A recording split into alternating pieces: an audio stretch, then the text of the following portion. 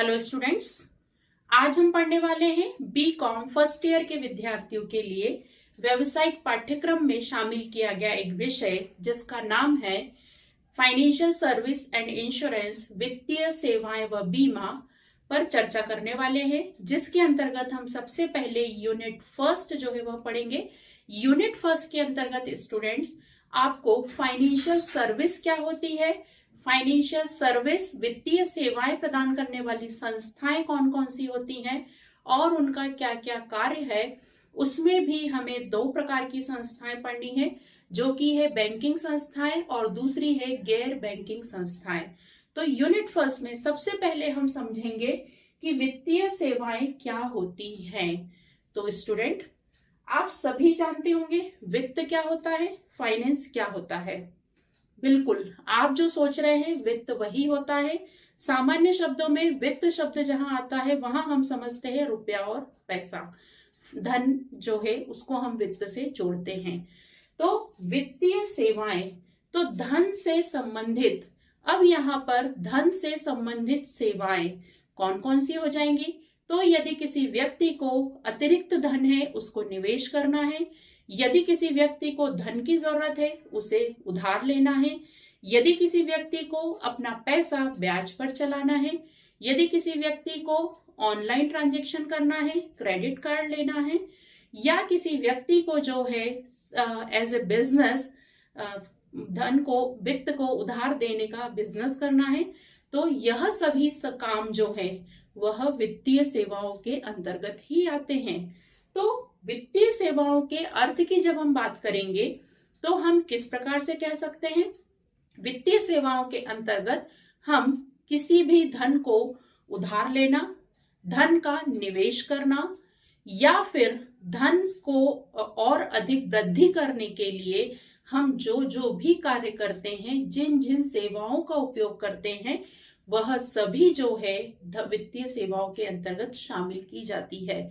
उदाहरण के लिए हम धन को बढ़ाने के लिए इंश्योरेंस कंपनी को भी जो है हम पैसा देते हैं, बीमा करवाते हैं, तो वो भी हमारा एक प्रकार का इन्वेस्टमेंट होता है। तो बीमा कंपनियां भी जो है हमारी वित्तीय संस्थाएं कहलाती हैं।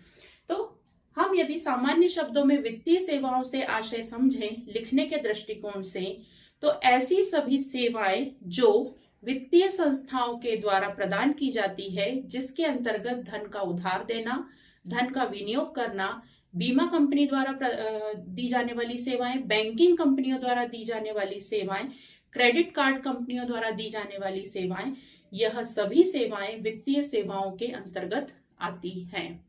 या दूसरे शब्दों में हम इसका आशय लिख सकते हैं कि ऐसी संस्थाएं जो कि किसी भी धन को उधार देने का कार्य करती हैं, या अतिरिक्त धन को जमा करने का कार्य करती हैं, या बीमा करने का कार्य करती हैं, या क्रेडिट कार्ड की सुविधा प्रदान करने का कार्य करती है, या मर्चेंट बैंकिंग का काम करती है, तो यह सभी सेवाओं को प्रदान करने वाली संस्थाएं वित्तीय सेवा संस्थाएं कहलाती हैं। और इनके द्वारा अपने ग्राहकों को, अपने उपभोक्ताओं को जो भी सेवाएं प्रदान की जाती हैं वह वित्तीय सेवाएं कहलाती हैं।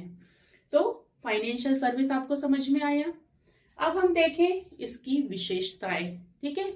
तो पहली स्थिति जो होती है इसकी तरल मीन समझते हैं, लिक्विडिटी मीन्स होता है, जैसे हम बात करें कि रोकड़ जो है वह सबसे तरल संपत्ति है। क्यों? क्योंकि हमें उसे जब भी यूज करना रहेगा हम तुरंत मार्केट में जाएंगे, या किसी व्यक्ति को भी हमें देना है तो हम तुरंत उसका उपयोग कर सकते हैं। तो सबसे लिक्विड एसेट्स जो है मानी जाती है रोकड़। और यदि हम बात करें, आपके पास एक भवन है तो उसमें तरलता का अभाव पाया जाता है। तरलता का अभाव इसलिए पाया जाता है कि आप जो है भवन को जब भी उसका उपयोग करना रहेगा, या उससे आपको जो है, आपके पास है तो संपत्ति, मान लीजिए आपका भवन जो है 50 लाख रुपए का है और किसी व्यक्ति को 50 लाख रुपए की जरूरत पड़ी, तो रोकड़ जो कि तरल स्थिति में होती है तो आप तुरंत उसको जो है यूज करके उसको पैसा दे सकते हैं। लेकिन आपके पास रोकड़ नहीं है, आपके पास भवन है और उस व्यक्ति को 50 लाख रुपए की जरूरत है, तो आप भवन को तुरंत नहीं दे सकते हैं। या तो उसको मार्केट में बेचना होगा, तो बेचने की प्रोसेस में भी आप मानकर चलिए कि तरल में कन्वर्ट करने में उसे समय लगेगा। तो वित्तीय सेवाएं जितनी भी होती हैं वह तरल अवस्था में होती हैं। जैसे हम बैंक में पैसा जमा करना है तो हम पैसा जमा कर सकते हैं, हमको उधार लेना है तो हमें जो प्रोसेस में टाइम लगेगा उतना ही टाइम लगेगा, लेकिन हम इजीली जो है पैसा उधार ले सकते हैं।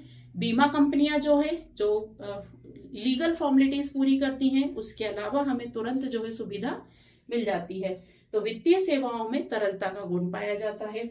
फिर उपभोक्ता केंद्रित, कस्टमर ओरिएंटेड, तो ये जितनी भी सेवाएं हैं वह कस्टमर ओरिएंटेड होती हैं और उपभोक्ता की जरूरत के हिसाब से प्रदान की जाती हैं या उपभोक्ता की नीड के अकॉर्डिंग मॉडिफाइड हो जाती हैं, परिवर्तनशील होती हैं।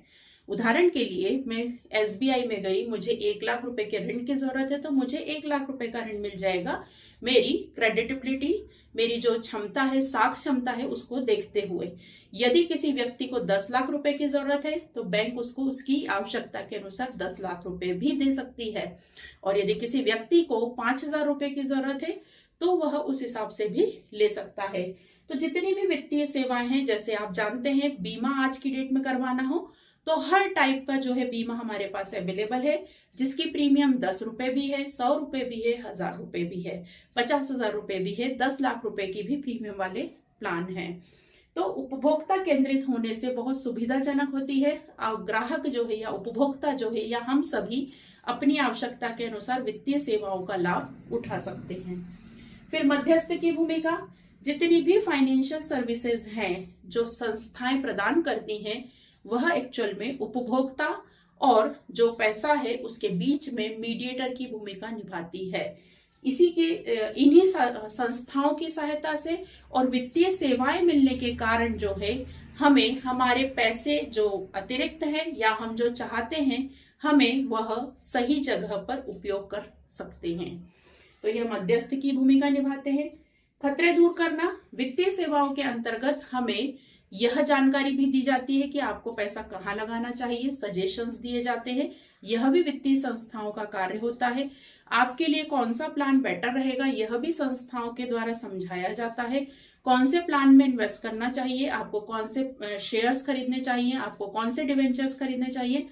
तो इस प्रकार की सारी सुविधाएं हमारे पास वित्तीय सेवाओं के रूप में उपलब्ध होने से हमें हमारा पैसा कहाँ लगाना है, कहाँ हम सुरक्षित है, हमारे पैसों का नुकसान नहीं हो रहा है, वह हमें इजीली पता लग जाता है। फिर है सुविकसित शेयर बाजार। आज की डेट में हम घर बैठे मोबाइल से शेयर बाजार में अपना अकाउंट, डीमैट अकाउंट खोलकर बिजनेस कर सकते हैं, तो बहुत इजीली। तो यह सब संभव हुआ है वित्तीय संस्थाओं के द्वारा, और हमारा जो मार्केट है वह डिजिटल हो गया है, उसके कारण हम आसानी से सुविधा के तौर पर शेयर मार्केट में अपना पैसा लगा सकते हैं। तो शेयर बाजार के थ्रू भी जो है हमें वित्तीय सेवाएं मिलती हैं। फिर डिजिटल वित्तीय सेवाएं, आज की डेट में हमें बैंक में पैसा जमा करना है, बैंक से हमें पेमेंट करना है या हमें इंश्योरेंस करवाना है, तो एक सिंगल क्लिक पे हम यह काम इजीली कर सकते हैं। तो डिजिटल होने के बाद से हमारी वित्तीय सेवाओं का लाभ लेने वाले उपभोक्ताओं की संख्या भी बढ़ गई है और सुविधा भी बहुत हो गई है। तो ये है हमारी वित्तीय सेवाएं क्या होती हैं और उसकी विशेषताएं। ठीक है, अब हम बात करेंगे क्षेत्र की। तो वित्तीय सेवाएं, यदि हम अपने आसपास, आप सभी जो है एज ए स्टूडेंट हैं, तो आप खुद भी जो है वित्तीय सेवाएं अपने आसपास यदि नजर दौड़ाएंगे तो आपको दिखेगा कि हम जो है आज के समय में, जैसे कॉलेज की फीस यदि आप भर रहे हैं तो वो भी आपने ऑनलाइन पेमेंट, आपने जो है MP हायर एजुकेशन की साइट पे अपना रजिस्ट्रेशन करवाया, फीस डिडक्ट करवाई, उसके बाद कॉलेज की फीस भरने की बारी आई तो आपने जो है ऑनलाइन पेमेंट किया उसका। तो सब कुछ डिजिटल प्लेटफॉर्म पर होने की वजह से जो है हम वित्तीय सेवाओं का डे टू डे लाइफ में हम फायदा उठाते हैं। तो यदि हम क्षेत्र की बात करें तो इसका क्षेत्र जो है बहुत विस्तृत हो गया है, और वित्तीय सेवाएं देने वाली संस्थाएं भी यदि हम वर्तमान समय में देखें तो बहुत सारी हो गई हैं। हम बहुत सारे ऐप यूज करते हैं, हम गूगल पे यूज करते हैं, पेटीएम यूज करते हैं, हम बैंक के थ्रू NEFT करते हैं, RTGS। तो हम यह सब जो है वित्तीय सेवाओं के थ्रू ही करते हैं। तो क्षेत्र में पारंपरिक गतिविधियां, मतलब पुराने समय में जो चलती थी, और आधुनिक गतिविधियां। तो पारंपरिक गतिविधियां, जो हम बोले कि डिजिटल नहीं था हमारा समय, तब हम फंड के आधार पर और गैर कोष आधारित फंड के आधार पर जब हम बात करते हैं तो पैसे को उधार देना, पैसे को लेना, शेयर मार्केट में पैसा लगाना, शेयर मार्केट में अंशों को बेचना, खरीदना, और कैपिटल मार्केट में पूंजी बाजार में पैसे का लेन देन करना, नए अंश निर्गमित करना, यह सब जो है फंड आधारित है, जहां पर हम सीधे सीधे फंड लेते या देते हैं। और गैर कोष आधारित मतलब जहां पर हम सर्विसेज प्रोवाइड करते हैं, जैसे हम बैंक में पैसा जमा करने जाते हैं या बैंक हमें जो है पेमेंट की सुविधा प्रदान करती है, लॉकर्स की सुविधा प्रदान करती है, अमाउंट को ट्रांसफर करने की सुविधा प्रदान करती है, हमारे बिलों का पेमेंट वो करती है, फॉरेन के कोई यदि हमें पेमेंट है तो वो हमें हेल्प करती है, हमारा शेयर मार्केट में यदि पैसा लगा है तो उसमें जो है पैसा जमा करना, निकालना, या हमारी ईएमआई कट रही है या हमारा लाइफ इंश्योरेंस का पैसा कट रहा है, तो इस प्रकार की गैर कोष आधारित गतिविधियां भी वित्तीय संस्थाओं के द्वारा की जाती हैं। यदि हम आधुनिक गतिविधियों की बात करें तो वर्तमान में केवल पैसे को जमा करना और निकालना ही हमारी आवश्यकता नहीं रह गई है। वर्तमान समय में हमें जो है बहुत सारे क्वेश्चंस रहते हैं, बहुत सारी रिक्वायरमेंट रहती है, समय की न्यूनता को देखते हुए समय सबके पास कम होता है, तो आज के समय में हमें जो है वित्तीय संस्थाएं बहुत सारी डिफरेंट प्रकार की सुविधाएं भी प्रदान करती हैं। तो यदि हम बात करें आधुनिक गतिविधियों में, हम तुलनात्मक अध्ययन कर सकते हैं। ठीक है, तुलनात्मक अध्ययन मतलब हमें इन्वेस्ट करना है, हमें पैसा कहीं लगाना है, हमारा 1 लाख रुपए, तो हम जो है डिजिटल फॉर्म में हमारे पास सब कुछ अवेलेबल है, हम तुलना कर सकते हैं, और संस्थाएं भी जो है हमें इस प्रकार की सुविधा प्रदान करती है। फिर हमें किस प्रोजेक्ट में पैसा इन्वेस्ट करना है, कौन से प्लान में हमें करना चाहिए, तो हमें समय समय पर कंसल्टेंसी मिलती है, हम उसके आधार पर हमारा डिसीजन जो है वह ले सकते हैं। फिर पोर्टफोलियो मैनेजमेंट, पोर्टफोलियो जो है उसको मेंटेन करके भी हमारी जो है सुविधा हमें मिलती है। इसके बाद हम बात करें कि आधुनिक सुविधाओं में हमें ट्रांजैक्शंस की सुविधा मिलती है, ऑनलाइन ट्रांजैक्शंस हम कर सकते हैं। इसके अलावा शेयर मार्केट हम घर बैठे कर सकते हैं, डीमैट अकाउंट के थ्रू जो है ऑनलाइन ही हम घर बैठे बैठे शेयर मार्केट में अपना पैसा इन्वेस्ट करते हैं। यह सब आधुनिक गतिविधियों के अंतर्गत शामिल होता है। तो यह है स्टूडेंट फाइनेंशियल सर्विस क्या होती है, उसकी विशेषताएं और उसका क्षेत्र। स्टूडेंट्स, अब हम पढ़ेंगे वित्तीय मध्यस्थ संस्थाएं क्या होती हैं। तो वित्तीय मध्यस्थ संस्थाएं ऐसी संस्थाएं होती हैं जिनका मुख्य कार्य लोगों के पास रोजगार और आय के सृजन से जो बचत इकट्ठी होती है, उन बचतों को उनसे एकत्रित करना और उन एकत्रित जो सेविंग्स हैं, बचत है, उसे कहीं पर निवेश करना, लोगों उद्योगों को पैसा देना ताकि उनका उत्पादन कार्य जो है वह स्मूथ चले, और वह जो पैसा लगाया जाता है उस पर इनकम अर्न करके, और जिन्होंने उन्हें पैसा दिया है उनको ब्याज के रूप में अतिरिक्त इनकम देना। तो मध्यस्थ संस्थाएं एक्चुअल में जो लोगों के पास या हमारे पास जो एक्स्ट्रा सेविंग्स बच जाती हैं उसको हम बैंक में जमा करते हैं, या फिर हम शेयर मार्केट में लगाते हैं, हम डिबेंचर्स खरीदते हैं, या हम गवर्नमेंट सिक्योरिटीज में या म्यूचुअल फंड में हम लगाते हैं। तो वो जो कंपनियां हैं हमसे जो पैसा लेती हैं उसे वह अपने पास नहीं रखती हैं, उसे कहीं ना कहीं और अधिक लाभ के लिए इन्वेस्ट करती हैं, विनियोग करती हैं, और वह जो विनियोग करती हैं उसी से लोगों को ऋण देने का काम करती हैं, बड़े बड़े उद्योगों को जो है ऋण देने का काम करती हैं। तो इससे जो है क्या फायदा होता है कि हमारी जो मनी है, मुद्रा है, उसका फ्लो चलता है, और जो पैसा हमने बैंक में जमा किया है वह ऋण के रूप में वह उद्योगों को देती है। तो उद्योगों का उत्पादन कार्य जो है वह इजीली चलता है, और उद्योग जो इनकम कमाते हैं वह ऋण पर ब्याज के रूप में पैसा बैंक को देते हैं, या हमने जहां पैसा लगाया है फिर बैंक हमें हमारे विनियोग पर, हमारी जमा पर हमें ब्याज के रूप में इनकम देती है। तो एक्चुअली जो है पूरे हम बाजार में देखें, कोई सा भी बाजार हम ले लें तो मध्यस्थ संस्थाएं जो है एक महत्वपूर्ण भूमिका अदा करती हैं वित्तीय मामलों को या वित्तीय जो सृजन हम बोलते हैं आय को सृजन करने में, लोगों की बचतों को सही जगह पर लगाने में। तो ऐसी सभी संस्थाएं जो इस प्रकार का कार्य कर रही हैं, जिसमें हम हमारे आसपास देखें तो बैंक जो है वह यह कार्य करती हैं। इसके अलावा बहुत सारी, जैसे LIC हम बोले तो वह बैंकिंग संस्था नहीं है, वह गैर बैंकिंग संस्था है, लेकिन वह भी वित्तीय सेवाओं का कार्य कर रही है, वह भी मध्यस्थ का काम करती है। तो ऐसी सभी संस्थाएं, तो क्लियर हुआ आपको कि वित्तीय मध्यस्थ संस्थाएं कौन सी होती हैं, जो उपभोक्ताओं से, ग्राहकों से या आप और हम से बचतों को एकत्रित कर कर उसे और अधिक लाभ या विनियोग की दृष्टि से पैसे को लगाती है और वह जो इनकम होती है, आय अर्जित करती है, उस आय को उपभोक्ताओं को ब्याज के रूप में या लाभ के रूप में वितरित कर देती है। इस प्रकार आय का जो है मुद्रा का फ्लो चलता रहता है। तो यह महत्वपूर्ण भूमिका निभाती है। अब यदि हम इसके कार्य देखें तो हमने जो मीनिंग में समझा वही इसके कार्य निकल कर आएंगे। सबसे पहले वह बचतों को एकत्र करती है। तो वित्तीय संस्थाओं का मुख्य उद्देश्य यही है कि लोगों के पास अपने खर्चों को खर्च करने के बाद जो छोटी छोटी इनकम बच जाती है वह सुरक्षित हाथों में सौंपना। तो वित्तीय संस्थाएं, यदि हम बैंक का ही एग्जांपल लें, जनरली हम सभी जो है हमारी जो एक्स्ट्रा इनकम बचती है उसे हम या तो बैंक में जमा करते हैं या हम शेयर मार्केट में पैसा लगाते हैं, हम या LIC करवाते हैं, इंश्योरेंस करवाते हैं। तो वह बचतों को एकत्रित करने का काम जो है संस्थाएं करती हैं। फिर हम बात करें उपभोक्ता साख की। साख मतलब यहाँ पर क्रेडिट।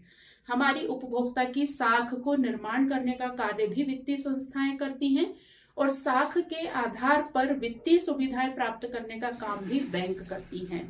उदाहरण के लिए, यदि मेरा किसी बैंक में अकाउंट है, वहां पर मैं रेगुलर जो है मेरा बिजनेस है और मैं रेगुलर वहां पर अपने चेक जमा करती हूँ, निकाल कर लाती हूँ, तो वो जब बैंक है, जब भी मुझे किसी उधार की जरूरत पड़ेगी या मुझे कहीं पर गारंटी देने की जरूरत पड़ेगी तो वह मेरी साख को निर्मित करने में भी मेरी मदद करेगी।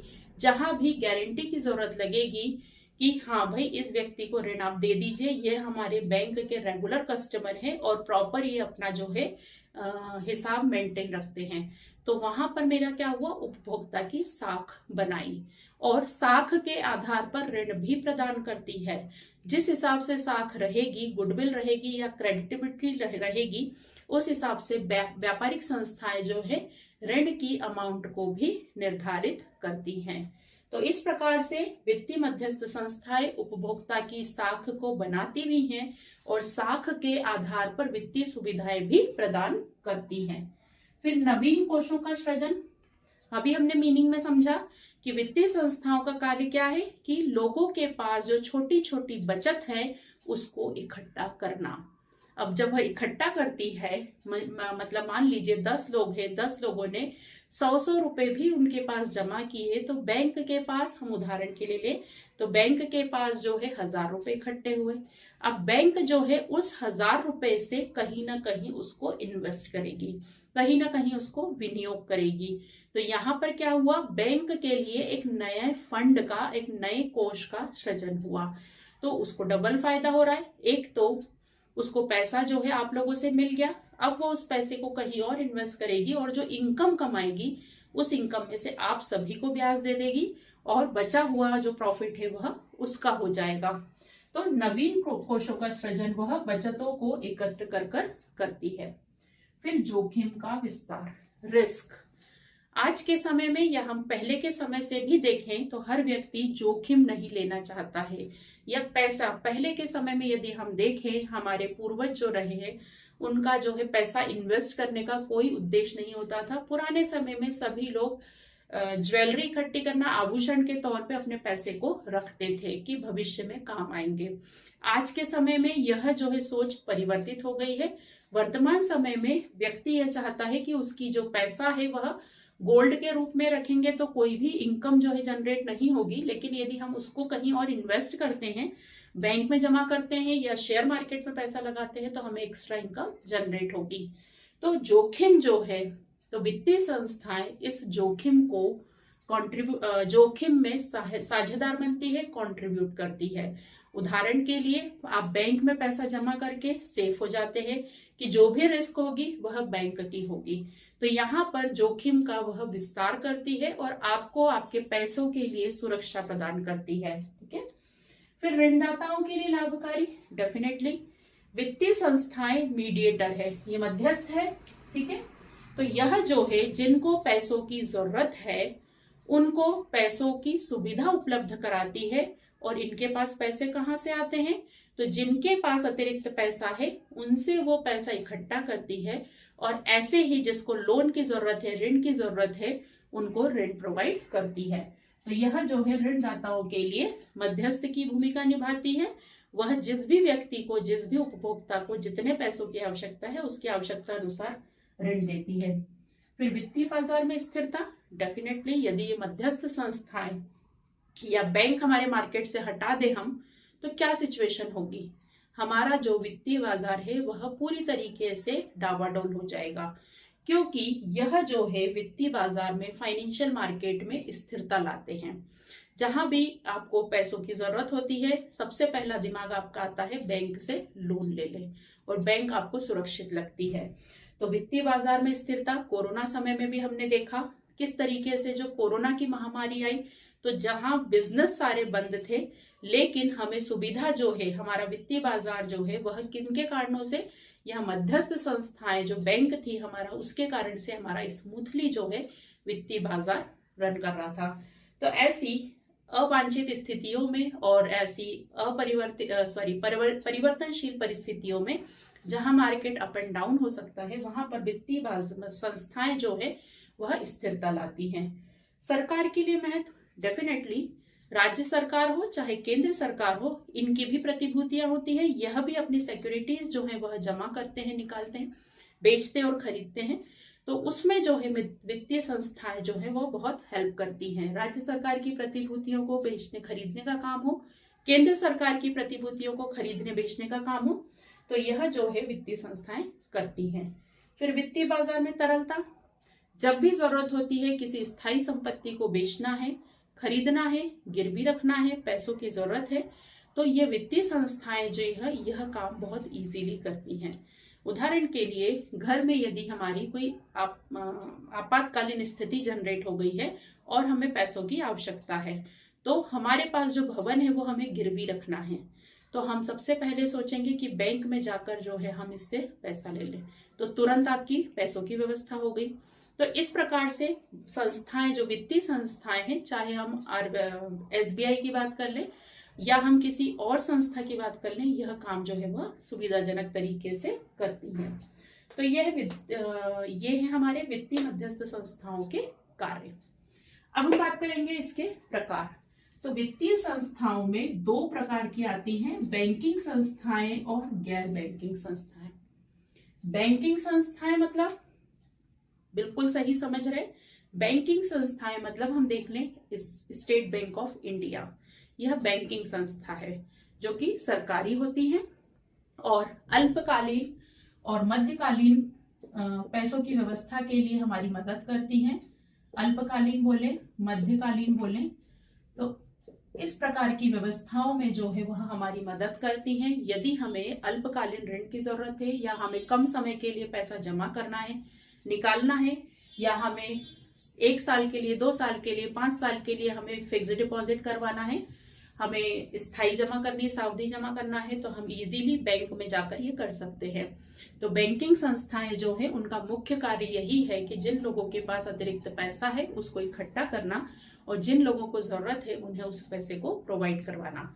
तो बैंकिंग संस्थाएं जो है उसमें हम व्यापारिक बैंक ले सकते हैं, और उसके बाद जो है सहकारी बैंक होती हैं, राज्य स्तर पर राज्य सहकारी बैंक होती है, जिला स्तर पर जिला सहकारी बैंक होती है, तो जो अपने अपने क्षेत्र में कार्य करती हैं और आवश्यकता अनुसार अल्पकालीन और मध्यकालीन और दीर्घकालीन ऋण भी जो है वह प्रदान करती हैं।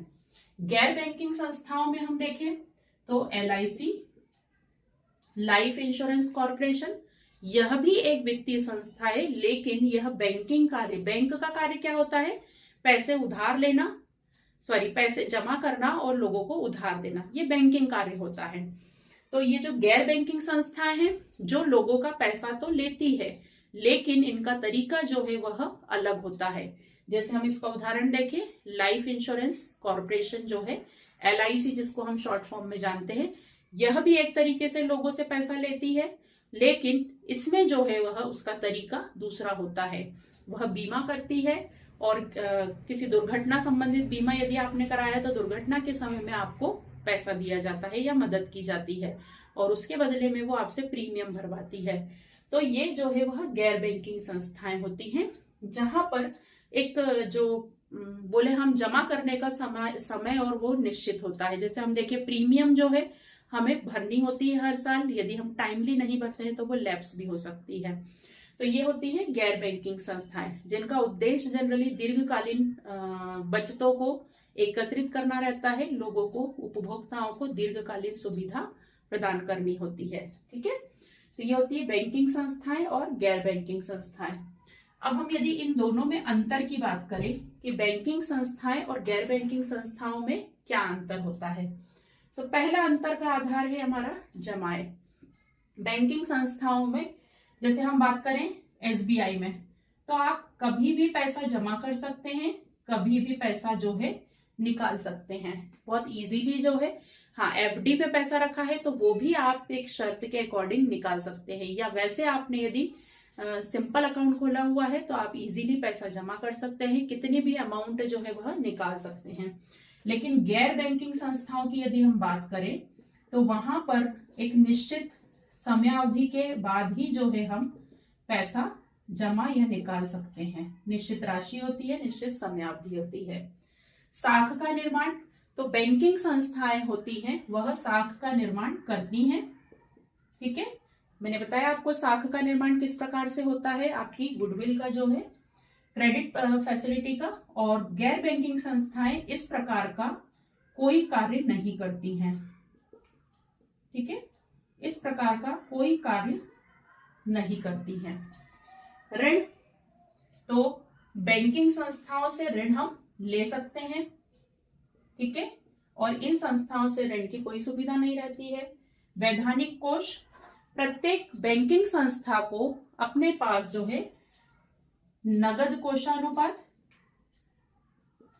RBI के पास उनको जो है कुछ अमाउंट रखनी होती है, और खुद के पास भी जो है तरल अनुपात, तो ये रखना कंपलसरी होता है। ठीक है, अपनी कुछ जमाओं का जो है परसेंटेज RBI के पास इनको रखना अनिवार्य होता है, कंपलसरी होता है, और खुद के पास भी जो है कुछ परसेंटेज अपने पास रखना होता है। लेकिन गैर बैंकिंग संस्थाओं के लिए इस प्रकार की कोई अनिवार्यता नहीं है।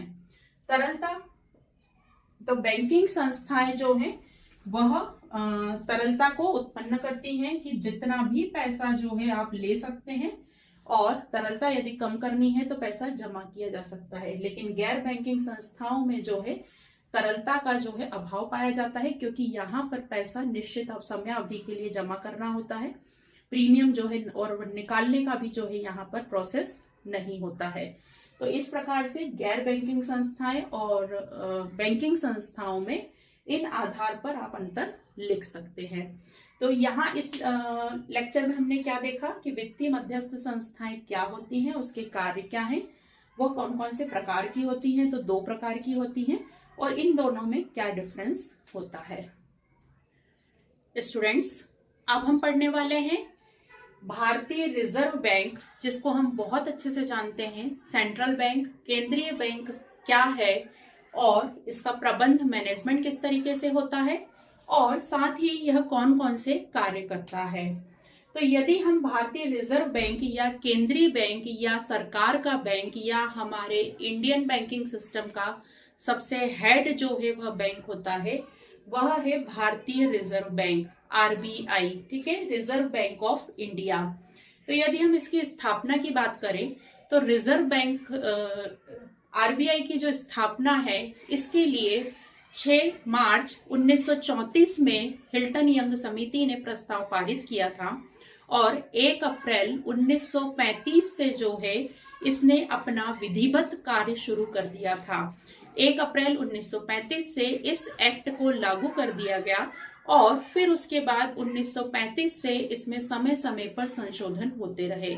उसके बाद 1 जनवरी 1949 को इस बैंक का, पहले ये निजी क्षेत्र में कार्य करती थी, फिर उसके बाद जो है 1949 में आरबीआई का राष्ट्रीयकरण कर दिया गया और इसके सारे अंश जो है वह भारत सरकार ने खरीद लिए और उसके बाद यह सरकार की बैंक बन गई।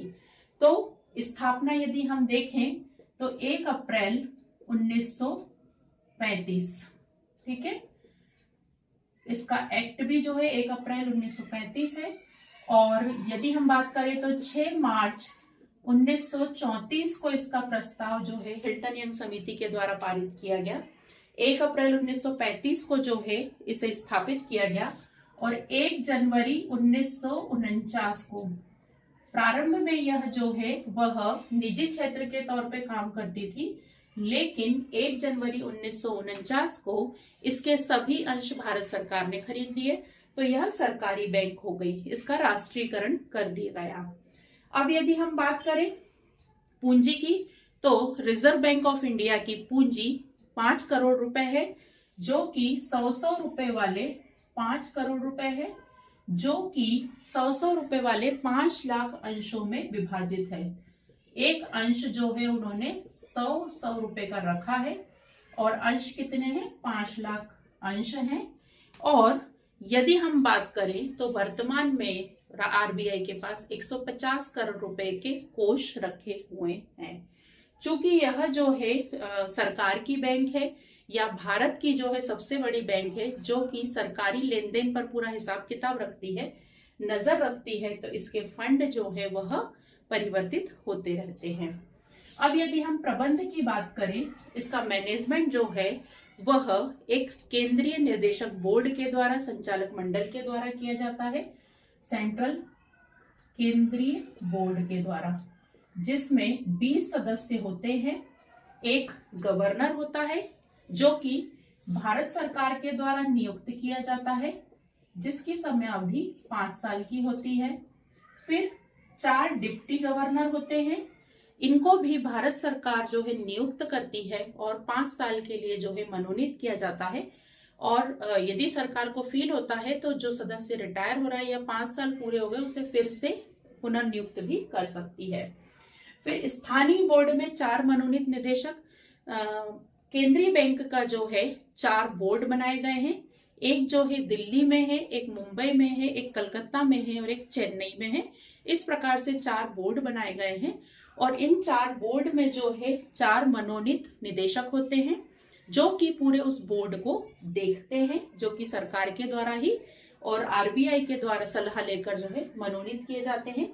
इसके अलावा 10 निदेशक जो है वह और नियुक्त किए जाते हैं, मनोनीत किया जाता है। और एक जो है वह सरकारी अधिकारी होता है, जनरली यह वित्त सचिव होता है। और वित्त सचिव यदि अपनी अनुमति दे तो किसी और व्यक्ति को भी जो है वह सरकारी अधिकारी के रूप में शामिल किया जाता है। यह बैंक और सरकार के बीच का मीडिएटर होता है। तो इस प्रकार से प्रबंध जो है वह बोर्ड के द्वारा किया जाता है, जिसमें 20 सदस्य होते हैं, गवर्नर, डिप्टी गवर्नर, स्थानीय बोर्ड में 4 मनोनीत निदेशक होते हैं। और यहाँ जो है क्षेत्र को इस प्रकार से 4 भागों में बांटा जाता है, उत्तरी, दक्षिणी, पूर्व और पश्चिमी। ये अलग 4 क्षेत्र में जो है बांटकर कार्य को किया जाता है, ठीक है। फिर जो आरबीआई है, भारतीय रिजर्व बैंक है, इसमें विभाग बनाए गए हैं, 2 विभाग बनाए गए हैं। एक नोट निर्गमन विभाग है। हम बहुत अच्छे से जानते हैं कि रिजर्व बैंक ऑफ इंडिया 1 रुपए का नोट छोड़कर बाकी 2 रुपए, 5 रुपए, 10 रुपए और इसके अलावा हम बात करें 100 रुपए, 20 रुपए, 50 रुपए, जितने भी नोट निर्गमित होते हैं 1 रुपए का छोड़कर, वह सभी नोटों को निर्गमन करने का कार्य जो है वह आरबीआई के द्वारा किया जाता है। और दूसरा विभाग उनका बैंकिंग विभाग है, जिसमें बैंकिंग कार्य से संबंधित कार्य किए जाते हैं। तो नोट निर्गमन विभाग में एक सामान्य विभाग है और नकदी विभाग है। मतलब नोट निर्गमन विभाग को भी 2 भागों में बांटा गया है। और बैंकिंग विभाग जो है बैंकिंग विभाग को 4 भागों में बांटा गया है। जमा खाता, प्रतिभूति खाता, लोक ऋण और लोक खाता। यह अलग अलग उद्देश्य के लिए डिपार्टमेंट ही बना दिए गए हैं, विभाग ही बना दिए गए हैं। चूंकि यह सरकार का बैंकर है, इसे जो है सरकार की पूरी व्यवस्थाओं को देखना है, साथ ही भारत में जितनी भी बैंकिंग व्यवस्थाएं हैं उनको भी देखना है। तो वह अपने कार्य को सुविधा से करने के लिए विभाग के द्वारा कार्य करता है। तो नोट निर्गमन विभाग और बैंकिंग विभाग जो है वो बांट लिए, उसमें भी फिर वह डिवीजन, तो हर विभाग का अपना एक कार्य होता है। तो इस प्रकार से भारतीय रिजर्व बैंक का यदि आपको प्रबंध और स्थापना आती है या वैधानिक नियम आते हैं तो आप इन हेडिंग्स के अंतर्गत इस आंसर को लिख सकते हैं। अब यदि हम बात करें इसके कार्य की, कि इसके भारतीय रिजर्व बैंक के कौन कौन से फंक्शंस हैं, क्या कार्य करती है। तो सबसे पहला सरकार का बैंकर, सबसे बड़ी बैंक है, तो सरकार के द्वारा जितने भी ट्रांजैक्शंस किए जाते हैं विदेशी सरकारों से, और इसके अलावा सरकार के द्वारा जितनी प्रतिभूतियां बेची और खरीदी जाती हैं केंद्र सरकार के द्वारा, उन सबको देखने का कार्य, सरकार कितना खर्च कर रही है, कितना उसके पास डिपॉजिट आ रहा है, इन सबको देखने का कार्य जो है वह आरबीआई ही करती है, रिजर्व बैंक ऑफ इंडिया ही करती है। फिर नोट निर्गमन का कार्य, अभी हमने देखा कि जो आरबीआई है वह 1 रुपए का नोट छोड़कर, 1 रुपए का नोट जो है भारत सरकार निकालती है, बाकी सारे नोट निर्गमन का कार्य जो है वह कौन करती है, आरबीआई करती है। और नोट निर्गमन का कार्य आपको पता है कि कैसे किया जाता है, क्या ऐसे ही आरबीआई डिसीजन ले लेती है और मार्केट में नोट चला दिए जाते हैं? बिल्कुल नहीं। इसके बदले में जो आरबीआई है, रिजर्व बैंक ऑफ इंडिया है, अपने पास उतनी अमाउंट के बराबर, यदि उसने 10,000 रुपए के नोट निकाले हैं तो 10,000 रुपए के इक्विवेलेंट अपने पास नगद कोषानुपात जो है स्वर्ण के रूप में या प्रतिभूतियों के रूप में पहले रखेगी गारंटी के तौर पे, उसके बाद ही वह 10,000 रुपए के नोट निर्गमित कर सकती है। तो नोट निर्गमन का कार्य जो है वह नगद कोषानुपात के आधार पर किया जाता है। उसके इक्विवेलेंट, उसके पास उतना पैसा एज ए गोल्ड हो, ज्वेलरी हो, मतलब कुछ भी किसी भी रूप में उसके पास होना चाहिए। फिर है प्रत्यक्ष कटौती संबंधी, तो इसके अंतर्गत जो है रिजर्व बैंक केंद्र सरकार को मिलने वाली जितनी भी प्रतिभूतियां हैं या जो जमा बिल होते हैं उनको डिस्काउंट करने का कार्य करती है। यह जमा तो करती है केंद्र सरकार राज्य सरकार से और नगर निगम से, लेकिन उस पर ब्याज नहीं देती है, जमा करती है यह रकमों को। फिर विदेशी मुद्रा का क्रय विक्रय, डेफिनेटली यह जो है, चूंकि देश का सबसे बड़ा बैंक है, तो विदेशी मुद्रा जो इनके 4 क्षेत्र बनाए गए हैं अलग अलग, जो हमने देखा दिल्ली में है, नई दिल्ली में, मुंबई में है, कलकत्ता में है और चेन्नई में है। तो यहाँ जो है वह विदेशी मुद्रा का क्रय विक्रय, जिस भी व्यक्ति को बिजनेस करने के लिए, फॉरेन के लिए, तो वहां पर वह विदेशी मुद्रा का क्रय विक्रय करती है। फिर अनुसूचित बैंकों का दायित्व, तो आरबीआई के पास अनुसूचित बैंकों की जिम्मेदारी है। तो धारा 42 के अंतर्गत जो आरबीआई है वह अनुसूचित बैंकों को उधार देने की जो है ब्याज पर, बिना ब्याज के जो है, मतलब जमा को स्वीकार करती है और जरूरत पड़ने पर जो है उधार देती है, लेकिन रिजर्व बैंक जो है किसी भी जमा पर ब्याज नहीं दे सकती है। तो यह सामान्यतः 3% तक का जो है उधार अपने पास जमा रखती है और यह दर बढ़ाई भी जा सकती है। इसके अलावा आरबीआई अनुसूचित बैंकों के आंकड़ों का पूरा मेंटेनेंस करती है, उनके आंकड़ों को प्रकाशित करना है, पब्लिकेशंस करना है, तो वह सब कार्य भी आरबीआई के द्वारा किया जाता है। एक्चुअल में पूरा ही कार्य जो है आरबीआई के द्वारा देखा जाता है। बैंक दर, तो वर्तमान में जो है देश में मुद्रास्फीति की स्थिति है या मुद्रा संकुचन की स्थिति है, उस हिसाब से बैंक रेट को डिसाइड करना है कि बैंक जो है कितना परसेंटेज आरबीआई के पास जमा करेंगी और कितना अपने पास नगद रखेंगी। उस बैंक दर को जो है वो मैनेज करने का कार्य और डिसीजन लेने का कार्य वह आरबीआई के द्वारा ही किया जाएगा। कि बैंक दर मतलब कि जो बैंकें हैं, बाकी की जो बैंकें हैं, वह कितना परसेंटेज अपना नगद आरबीआई के पास एक सुरक्षित कोषानुपात के रूप में रखेंगी और कितना अपने पास तरल कोषानुपात के रूप में रखा जाएगा। फिर कृषि साख के लिए कोष, तो जो आरबीआई है वह कृषि क्षेत्र में बढ़ावा देने के लिए भी जो है ऋण सुविधा जो है साख की सुविधा प्रदान करती है।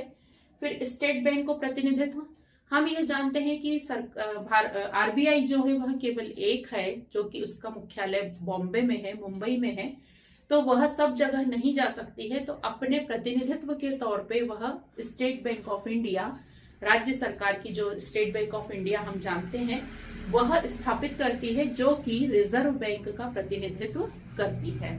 फिर औद्योगिक वित्त, जिस प्रकार से कृषि के लिए जो है आरबीआई ऋण देती है, उसी प्रकार से उसने ऐसे संस्थाएं बना रखी हैं जो कि उद्योग के लिए वित्त प्रदान करती है। रकम जमा करना, तो हमने देखा केंद्र सरकार, राज्य सरकार और जो हमारी सरकार है उनसे वह रकम जमा कर सकती है, लेकिन यह ब्याज नहीं देती है और कम समय अवधि के बिल भी स्वीकार करती है। 90 दिन के बिल जो है स्वीकार करती है और उसको कटौती भी करती है। तो इस प्रकार से हमने मुख्य कार्य जो है वह आरबीआई के देखे। तो यहाँ पर यदि आपको भारतीय रिजर्व बैंक के बारे में समझाइए या उसके कार्य बताइए या उसकी स्थापना और वैधानिक प्रावधानों के बारे में लिखिए, तो आप यह आंसर जो है इस तरीके से लिख सकते हैं। स्टूडेंट्स, अभी हमने देखा सरकार की बैंक जो है रिजर्व बैंक ऑफ इंडिया क्या होती है। ऐसी राज्य सरकार राज्य स्तर पर जो है बैंकिंग व्यवस्था को सुदृढ़ करने के लिए व्यापारिक बैंकों की स्थापना जो है वह की जाती है, जिनका मुख्य कार्य जो है वह जो हमारी आम जनता है और जो उद्योगपति हैं, जो कृषक हैं, उनको सुविधाएं प्रदान करना है बैंकिंग संबंधी। तो अब हम देखेंगे व्यापारिक बैंक या वाणिज्यिक बैंक, जो कमर्शियल बैंक होती हैं, व्यापारिक बैंक होती हैं, जिनका मुख्य उद्देश्य जो है उपभोक्ताओं से सीधे संपर्क में रहना है और बैंकिंग व्यवस्था संबंधी कार्य को अच्छे से करना है। तो यदि हम भारत में वाणिज्यिक बैंक या व्यापारिक बैंक की जो संरचना है, स्ट्रक्चर है, उसकी बात करें तो यहाँ पर दो प्रकार की बैंकें काम करती हैं हमारे भारत में। एक है भारतीय व्यापारिक बैंक, जिसका जो है निर्माण बैंकिंग अधिनियम 1949 के अंतर्गत जो है नियम और अधिनियम जो है बैंकिंग अधिनियम 1949 के अंतर्गत स्थापना की जाती है। और दूसरे प्रकार की होती है भारत में स्थापित विदेशी व्यापारिक बैंक। वर्तमान समय में हम देख रहे हैं कि आज बिजनेस जो है वह केवल राष्ट्रीय स्तर पर नहीं सीमित है, हर व्यक्ति जो है अंतरराष्ट्रीय स्तर पर भी बिजनेस कर रहा है। तो विदेश की जो बैंक है वह भी अपने बिजनेस को यहाँ पर सेटल कर रही हैं। तो वहाँ की बैंकों की शाखाएं जो है भारत सरकार ने परमिशन देना शुरू किया है।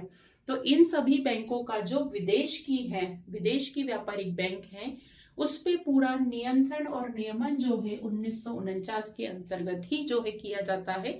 इन्हें पहले परमिशन की आवश्यकता होती है और यह बैंकें जो रहती हैं, विदेशी बैंकें जो रहती है, इन्हें भारतीय मुद्रा में ही अपना बिजनेस करने की अनुमति दी जाती है और इनका जो है पूरा नियंत्रण और अधिनियमन, परमिशन, जितनी भी फॉर्मेलिटीज रहती हैं वह जो है बैंकिंग अधिनियम 1949 के अंतर्गत ही की जाती है। तो अंतर्राष्ट्रीय स्तर पर व्यापार को बढ़ावा देने के लिए, बैंकिंग सुविधाओं में विस्तार करने के लिए और विदेशी मुद्रा का जो है हमारा जो भुगतान संतुलन है उसको बैलेंस करने के लिए जो है इस प्रकार की परमिशन अब दी जा रही है। अब यदि हम भारतीय व्यापारिक बैंक की चीजें देखें तो भारत में सबसे पहले स्टेट बैंक, हम बहुत फेमिलियर हैं, एसबीआई को आज कौन नहीं जानता है। तो स्टेट बैंक जो है स्टेट बैंक है, उसकी अन्य सहयोगी बैंक है। यदि हम बात करें दूसरे प्रकार की तो राष्ट्रीयकृत बैंकें हैं, नेशनलाइज्ड बैंक है जिनका राष्ट्रीयकरण कर दिया गया है। यह जो है अनुसूचित बैंक भी कहलाती हैं, अनुसूचित बैंक। फिर प्राइवेट सेक्टर की बैंक आती हैं। तो प्राइवेट सेक्टर की बैंक में जो है दो प्रकार, परंपरागत जो पुरानी थी और अब जो है नई स्थापित हो गई हैं। और उसके बाद हम बात करें क्षेत्रीय ग्रामीण बैंक की। तो सबसे पहले हम बात करेंगे स्टेट बैंक की। तो स्टेट बैंक जो है वर्तमान समय में राज्य स्तर पर हर क्षेत्र में जो है बैंकिंग सुविधाओं को प्रदान करने वाली विश्वसनीय बैंक मानी जाती है। इसकी स्थापना जो है इंपीरियल बैंक का जो है विलय कर 1955 में की गई थी, जब 7 बड़े जो है बैंकों का विलय कर दिया गया और जो है उसे मर्ज करके स्टेट बैंक की स्थापना जो है वह की गई।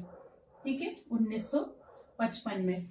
और एसबीआई हम बहुत अच्छे से जानते हैं, यह जो है रिजर्व बैंक ऑफ इंडिया का प्रतिनिधित्व करती है। रिजर्व बैंक ऑफ इंडिया जो है हमारी केंद्रीय बैंक है, और स्टेट बैंक ऑफ इंडिया जो व्यापारिक बैंक है, जो हमें ऋण प्रदान करती है, जो हमारे जमा को स्वीकार करती है। तो उनके बीच में जो है एक मीडिएटर है।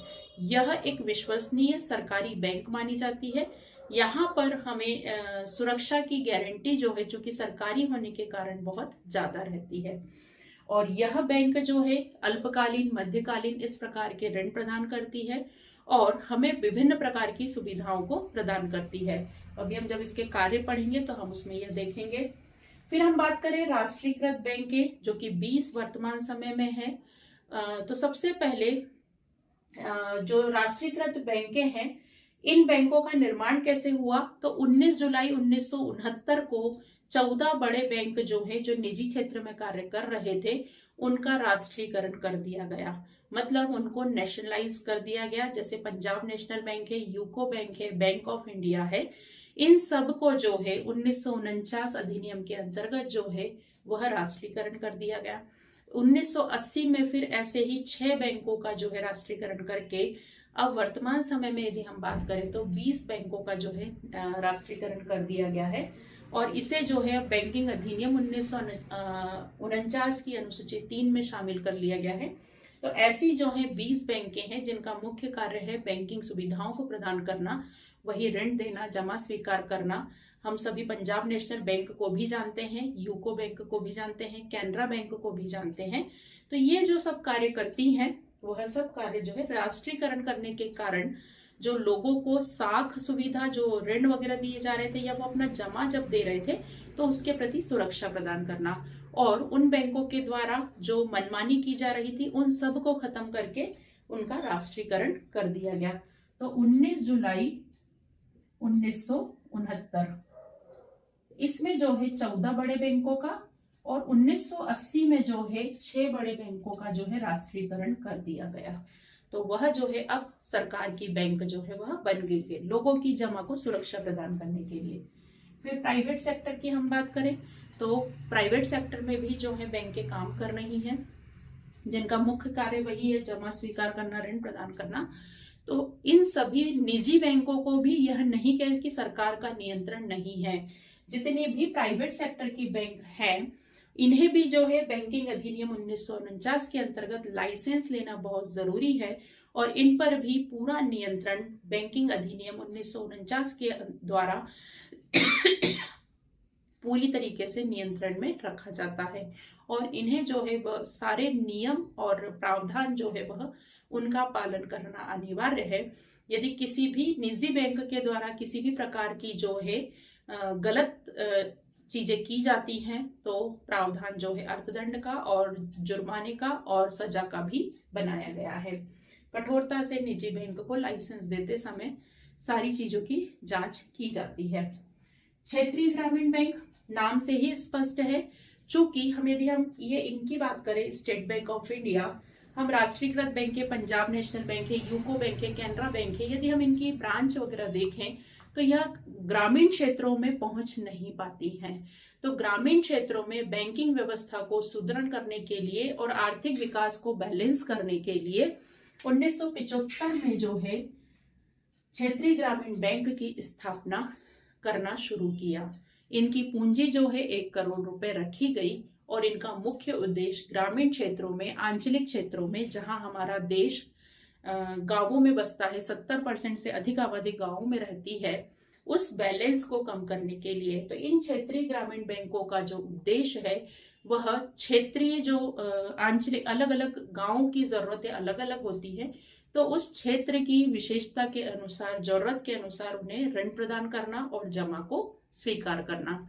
तो इस प्रकार से क्षेत्रीय ग्रामीण बैंक को जो है वह पूरी बैंकिंग व्यवस्था को एक सुदृढ़ रूप देने के लिए, कि केंद्र में आरबीआई है, राज्य में जो है वह बड़ी बड़ी जगह पे हम देख रहे हैं ये तीनों हैं, और गांव में जहां पर ये पहुंच नहीं पा रही है वहां पर क्षेत्रीय ग्रामीण बैंकों की स्थापना की गई, जिनका मुख्य उद्देश्य कृषि और उद्योग से संबंधित वित्त सुविधाओं को प्रदान करना है।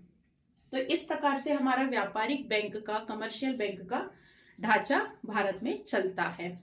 अब यदि हम बात करें इसके कार्य की, तो इसे बहुत ज्यादा हमें एक्सप्लेन करने की जरूरत नहीं है। हम रोज ट्रांजेक्शन करते हैं एसबीआई बैंक से। पंजाब में सभी के अकाउंट्स होंगे, खाते होंगे अपने, और उसमें हम क्या क्या काम कर सकते हैं तो शॉर्ट में समझ लें। जमा स्वीकार करना, ये जितने भी वाणिज्यिक बैंक है, कमर्शियल बैंक है, यह सामान्य जनता से जमा स्वीकार करती है। हम अकाउंट खोलते हैं, हम कोई से भी प्रकार का अकाउंट खोल सकते हैं। हम करेंट अकाउंट खोल सकते हैं जहां कभी भी कितना भी पैसा आप निकालो, इस पर ब्याज की दर नॉमिनल रहती है। इवन इस पे तो बैंक खर्चा लेती है। फिर सेविंग अकाउंट खोल सकते हैं, सेविंग्स कर सकते हैं हम एफडी कर सकते हैं, फिक्स्ड डिपॉजिट, स्थायी एक निर्धारित समयावधि के लिए हम पैसा जमा कर सकते हैं। तो इस प्रकार से यह अलग अलग रूप में जमा स्वीकार करती है। फिर ऋण प्रदान करना, तो जितने भी कमर्शियल बैंक है, वाणिज्यिक बैंक है, वह लोन प्रदान करती है। किस उद्देश्य के लिए आपको लोन चाहिए, अलग अलग प्रकार के लोन जो है घर के लिए चाहिए, शादी के लिए चाहिए है, और अलग अलग समयावधि के गिरवी रखकर ले रहे हैं, सामान्य लोन ले रहे हैं, अधिविकर्ष की सुविधा प्रदान करती है। ओवरड्राफ्ट समझते हैं आप लोग। अधिविकर्ष मीन्स होता है कि हमारा जितना पैसा बैंक में जमा है उससे ज्यादा हम निकाल सकते हैं, तो यह सुविधा भी देती है। फिर उसके बाद हम बात करें अभिकर्ता संबंधी। अभिकर्ता मीन्स क्या होता है, एजेंट। एजेंट के रूप में भी बैंक काम करती है। हमारी एलआईसी की किस्त जो है कट रही है, हमारा ट्रेवलिंग का जो है चेक कट रहा है, हम ऑनलाइन आजकल पेमेंट कर रहे हैं हर चीज का, तो वो बैंक मेंटेन कर रही है पूरा। तो एक तरीके से वह कोई बिल भरना है वह पेमेंट कर देती है। तो इस तरीके से यह एजेंट के रूप में भी कार्य करती है। फिर विदेशी मुद्रा का क्रय विक्रय, तो विदेशी मुद्रा का क्रय विक्रय रिजर्व बैंक ऑफ इंडिया से अनुमति लेकर कोई भी कमर्शियल बैंक जो है वह परमिशन लेकर, उसकी अनुमति लेकर आरबीआई से यह कार्य कर सकती है। साख का निर्माण, डेफिनेटली गारंटी की जरूरत पड़ती है हमें कहीं भी किसी भी बिजनेस ट्रांजेक्शन में। तो जिस बैंक में हमारा अकाउंट होता है वह उस बात की गारंटी लेते हैं और इस प्रकार से वह साख का निर्माण करते हैं। और दूसरे तरीके से साख का निर्माण, यह जो हमारा जमा पैसा है इसको किसी दूसरे को जिसको उपयोग है, जिसको जरूरत है, उसको देते हैं, भले ब्याज लेते हैं उस पर, लेकिन इस तरीके से साख का निर्माण होता है। फिर आंतरिक अर्थ प्रबंधन, यदि उनके किसी कस्टमर को, कमर्शियल बैंक के किसी कस्टमर को पैसों की जरूरत है तो यह बिल डिस्काउंट करते हैं, प्रतिभूतियां जो होती है उनको डिस्काउंट करते हैं, बट्टे पर जो है वह बिल का, प्राप्य बिल हो, देय बिल हो, उसका भुगतान प्रदान करते हैं और सुविधा प्रदान करते हैं। अभिगोपन आप समझते हैं, अंडरराइटिंग। जब नई कंपनी रहती है उसे अपने शेयर्स इशू करने रहते हैं, तो जब, और उसके लिए नियम है कि जब वह शेयर इशू करती है तो कुछ परसेंटेज शेयर्स कंपलसरी है कि जनता के द्वारा खरीद लिए जाने हैं। यदि वह न्यूनतम प्रतिशत कोई कंपनी नहीं प्राप्त कर पाती है तो उस कंडीशन में उसकी पूरी प्रक्रिया रद्द हो जाती है। तो उस असुविधा से बचने के लिए जो है वह क्या करती है कंपनी, जिसको शेयर्स इशू करने हैं और डाउट है कि मेरे शेयर्स जो है जनता नहीं खरीदेगी, तो वह बैंक से जाकर जो है उसका पहले से एग्रीमेंट कर लेती है कि यदि जनता ने मेरे अंश नहीं खरीदे तो आप मेरे अंश खरीद लेना, और इसके बदले में उसको कमीशन भी दिया जाता है। तो ये होता है अभिगोपन का कार्य भी जो है वह बैंक करती है। फिर आर्थिक स्थिति की जानकारी, हम जनरली कहीं ट्रांजेक्शन्स कर रहे हैं तो हम उनके बैंक अकाउंट से ही इंक्वायरी करते हैं कि इनके बैंक अकाउंट की पोजीशन क्या है, इन्होंने लोन लिया है, ये रेगुलर मेंटेन करते हैं या नहीं करते हैं। तो उससे जो है हमारी जो बिजनेस की सेफ्टी है, सिक्योरिटी है ट्रांजेक्शन्स की, वह बढ़ जाती है। तो ये है स्टूडेंट हमारे वाणिज्यिक बैंक के कार्य और ये उसकी संरचना। स्टूडेंट्स, अब हम पढ़ने वाले हैं विकास बैंक, डेवलपमेंट बैंक क्या होती हैं। तो स्टूडेंट, जैसे कि हम नाम से देख रहे हैं विकास और बैंक, यदि हम बैंक शब्द की बात करते हैं तो अभी हमने व्यापारिक bank, reserve bank of India पढ़ा है। तो बैंक का काम क्या होता है, पैसा उधार देना और लोगों की जो अतिरिक्त है उसे जमा करना। इसके अलावा बैंक जो है वह एजेंट के तौर पे भी कार्य करती है। यदि आरबीआई को हम देखें तो वह सरकार का बैंकर है। तो इसका मतलब हुआ कि यह जो विकास बैंक है वह बैंक से रिलेटेड कुछ कार्य करती है। और विकास बैंक है तो विकास मतलब भारत के देश के विकास के लिए जो है वह मदद करती है, और मदद करने के लिए वह बैंक से रिलेटेड कार्य करती है। तो स्टूडेंट, विकास बैंक वे वित्तीय संस्थाएं होती हैं जो हमारी व्यापारिक बैंक मतलब एसबीआई, पंजाब नेशनल बैंक और आरबीआई जो बैंक है उसके अलावा हमारे देश में कार्य कर रही है, और जो देश के विकास में सहयोग दीर्घकालीन और मध्यकालीन ऋण प्रदान कर करती हैं। इनका मुख्य उद्देश्य उद्योगों का विस्तार करना है। पिछड़े क्षेत्रों में जहां उद्योग कम है वहां पर फैसिलिटी को बढ़ाना है। तो इस प्रकार से डेवलपमेंट बैंक जो होती है वह सामान्य बैंक की तरह लोगों की जमा स्वीकार नहीं करती है। मतलब इन बैंक में आप पैसा जो है वह सामान्य बैंकों में जैसे आप जमा करते हैं वैसे नहीं करते हैं, लेकिन जिस तरीके से आप सामान्य बैंक में ऋण ले सकते हैं और एजेंट संबंधी कार्य होते हैं, ऐसे ही विकास बैंक भी जो है एक प्रकार की वित्तीय संस्थाएं होती हैं जिनका मुख्य कार्य उद्योगों को और देश के विकास के लिए दीर्घकालीन और मध्यकालीन पूंजी की सुविधा प्रदान करना रहता है। ये वित्तीय संस्थाएं भारत में अलग अलग कार्य कर रही हैं और इन सभी का मुख्य उद्देश्य देश का विकास करना है, इसीलिए इनका नाम विकास बैंक कहा गया है। ठीक है, अब हम बात करें इसके क्या क्या कार्य होते हैं या इसका क्या महत्व होता है। ठीक है, तो जो विकास बैंक है उसका पहला कार्य है जो मैंने बताया आपको कि उद्योगों को मध्य और दीर्घकालीन ऋण प्रदान करना। मतलब जो हमारा इंडस्ट्रियल बिजनेस है, उद्योग हैं, उनको दीर्घकालीन और मध्यकालीन ऋण प्रदान करना। मतलब दीर्घकालीन मतलब लंबे समय के लिए उन्हें ऋण की आवश्यकता है, तो वो प्रदान करने का काम जो है वह विकास बैंकें करती हैं। फिर अंश पत्रों का अभिगोपन।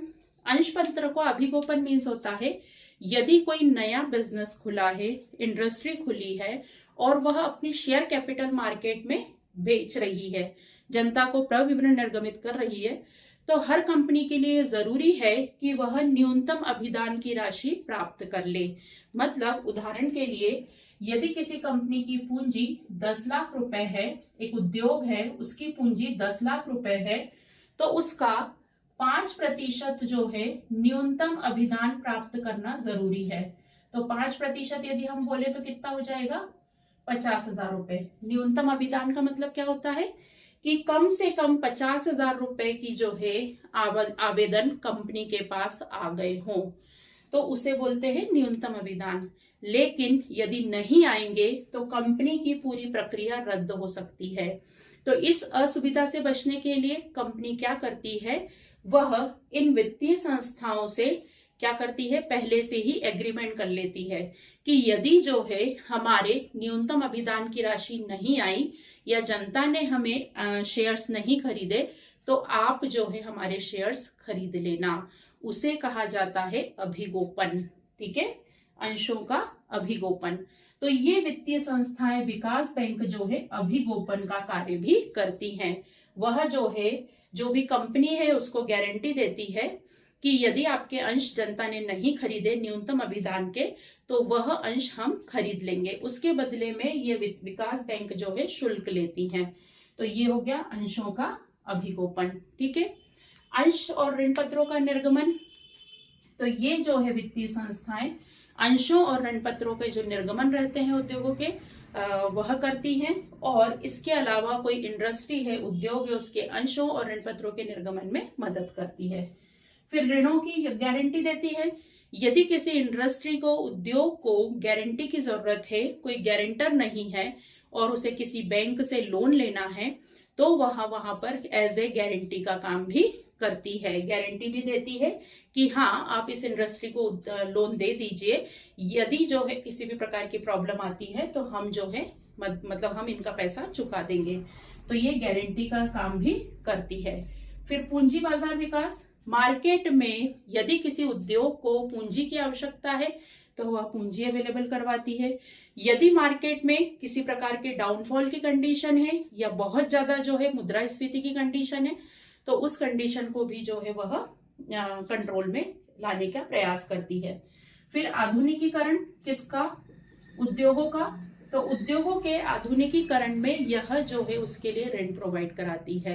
यदि किसी बिजनेस में, किसी इंडस्ट्री में नई प्रकार की मशीनों की जरूरत है जो फॉरेन से लानी है, विदेशों से अरेंज करवानी है, तो ये जो संस्थाएं हैं, विकास बैंक हैं, वह जो है इसके लिए पूरी व्यवस्था करवाती हैं। और आपकी जो उद्योग है, इंडस्ट्री है, उसमें पूरा अरेंजमेंट, मॉडर्नाइजेशन जो है वह करवाती है।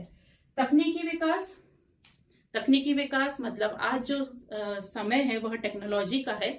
तो यह जो है, जो पुरानी परंपरागत चीजें चल रही हैं उद्योगों में, परंपरागत मशीनें चल रही हैं, उसके स्थान पर नई टेक्नोलॉजी की, नई जो है, जो कम समय में, कम लागत में अच्छा काम कर सकती हैं, ऐसी जो है व्यवस्थाएं भी प्रोवाइड करवाती हैं। फिर परामर्श व प्रशिक्षण, ये जो विभिन्न प्रकार की विकास बैंकें हैं, यह प्रोजेक्ट भी बनवाती हैं, कोई परियोजना है उस पर पूरी सलाह देती हैं, विशेषज्ञों की सलाह का लाभ मिलता है आपको, और कितना खर्चा आएगा, किस प्रकार से आप बजट को बनाएंगे, किस प्रकार से मेंटेन करेंगे, ये जो विकास बैंकें हैं इस प्रकार की पूरी सुविधाएं प्रदान करती हैं, पूरी मदद करती हैं। फिर पिछड़े क्षेत्रों का विकास, देखिए ये हमारी डेवलपमेंट बैंक है, विकास बैंक है, तो इनका मुख्य उद्देश्य क्या रहेगा, जो पिछड़े क्षेत्र है, जहां पर अभी भी जो है आधुनिकीकरण नहीं पहुंचा है, शहरीकरण नहीं हुआ है, उन पिछड़े क्षेत्रों के विकास के लिए उन क्षेत्रों में स्थापित करने वाले उद्योगों को पूंजी की मात्रा प्रोवाइड करती है, ऋण की मात्रा प्रोवाइड करती है। तो इस प्रकार से यह जो है विशेषकर उद्योगों के क्षेत्र में दीर्घकालीन और मध्यकालीन ऋण प्रदान कर देश के विकास को संतुलित करने का प्रयास करती है। तो ये है हमारा विकास बैंक का जो है कार्य। और यदि आपको स्टूडेंट महत्व आते हैं, इंपॉर्टेंस आते हैं, तो आप इन्हीं पॉइंट्स को जो है महत्व में भी लिख सकते हैं, तो हमें अलग से पढ़ने की जरूरत नहीं है। अब हम बात करें प्रमुख विकास बैंकें। इंडिया की, भारत की जो है प्रमुख विकास बैंकें कौन कौन सी हैं। तो विकास बैंक में जो है आपको क्या आ सकता है, कैसे क्वेश्चन आ सकते हैं, भारतीय औद्योगिक वित्त निगम क्या होता है, इसके प्रमुख कार्यों को बताइए। या आ सकता है राज्य वित्त निगम क्या होता है, इसके महत्व को समझाइए।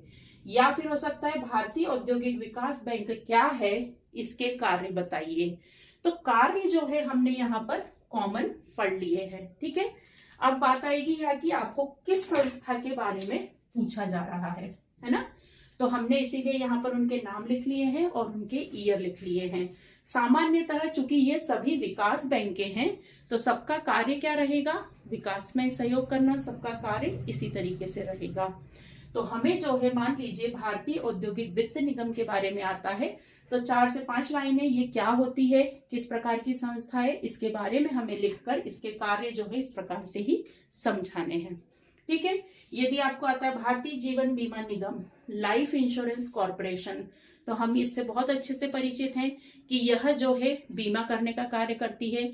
इसके अंतर्गत जो है सभी जीवन से संबंधित बीमा किया जाता है, चिकित्सा से संबंधित बीमा किया जाता है, जिसके अंतर्गत एक पॉलिसी जो है किसी व्यक्ति के द्वारा ले ली जाती है और वह प्रीमियम के तौर पर राशि भरता है। यदि किसी समय में, असमय में जो है दुर्घटना होती है तो उस समय में उसे लाइफ इंश्योरेंस का पैसा मिलता है। यह संस्था, इस संस्थान की स्थापना 1 सितंबर 1956 को हुई थी।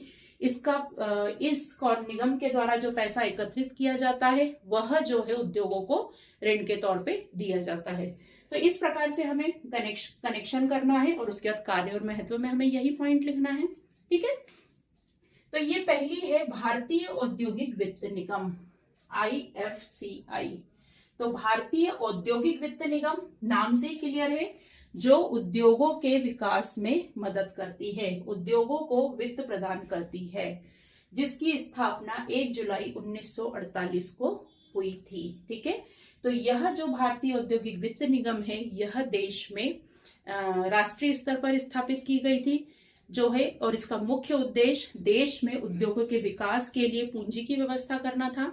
इस संस्था के द्वारा दीर्घकालीन और मध्यकालीन ऋण प्रदान किए जाते हैं। साथ ही यह संस्थान जो है वह परामर्श भी प्रदान करती है, परियोजना तैयार करने में मदद करती है। किसी प्रकार की विदेशी सुविधा की आवश्यकता यदि है तो वह सुविधा भी प्रयोग आपको उपलब्ध कराने का प्रयास करती है।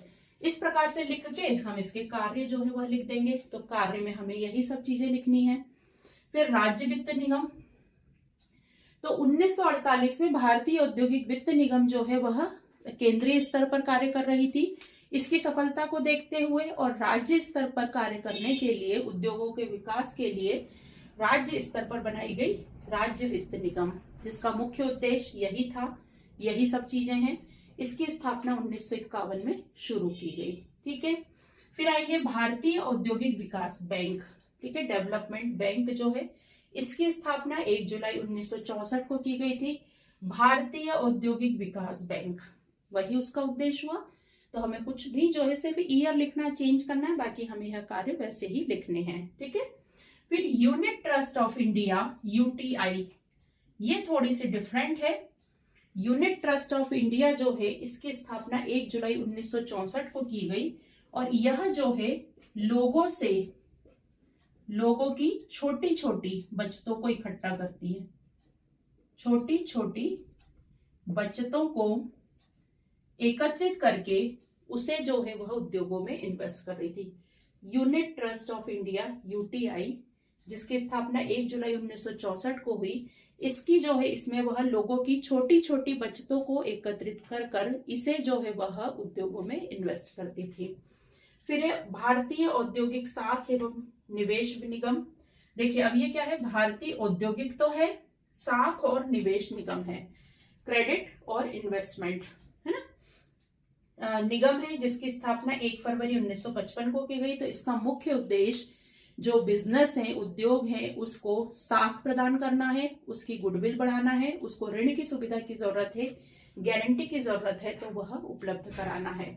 और साथ ही इस निगम का मुख्य उद्देश्य विनियोगों को विस्तार देना है, कि लोग ज्यादा से ज्यादा विनियोग करें, क्योंकि लोग विनियोग करेंगे तो पैसा जो है वह इन संस्थानों के पास आएगा, और इन संस्थानों के पास पैसा जब आएगा तो ये संस्थान जो है ज्यादा से ज्यादा उद्योगों को ऋण दे पाएंगे। ठीक है, तो इसके कार्य यदि आते हैं तो आपको वापस वही लिखना है। फिर आएगा भारतीय जीवन बीमा निगम, ये हम एक्सप्लेन कर चुके हैं। फिर है आयात निर्यात बैंक। अब इसका उद्देश्य तो हम अलग से लिख ही सकते हैं कि आयात और निर्यात बैंक है, तो इसका मुख्य फोकस क्या होगा, आयात और निर्यात पर नियंत्रण करने के लिए। तो यह बैंक जो है जनरली भारत में होने वाले आयात और निर्यात में उद्योगों की मदद करती है। यदि किसी भी उद्योग को अपना सामान, अपना माल जो है, तैयार निर्मित माल जो है वह निर्यात करना है, उसके लिए उसे ऋण की आवश्यकता है, तो यह बैंक जो है, आयात निर्यात बैंक जो है, वह इसके लिए ऋण की सुविधा प्रदान करती है। ऐसे ही जो है किसी उद्योग को कच्ची सामग्री या किसी प्रकार की मशीनें जो है वह बाहर से आयात करवानी है, इंपोर्ट करवानी है, तो यह जो है बैंक उसमें ऋण की सुविधा प्रदान करती है।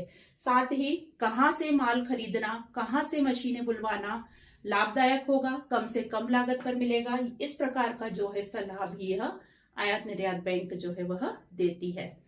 तो ये स्टूडेंट विकास बैंकें क्या होती हैं, और कोई सी भी आपको यदि विकास बैंक के बारे में आता है तो हमें इस तरीके से उसको एक्सप्लेन करना है। स्टूडेंट्स अब हम पढ़ेंगे मर्चेंट बैंकिंग। मर्चेंट बैंकिंग क्या होती है?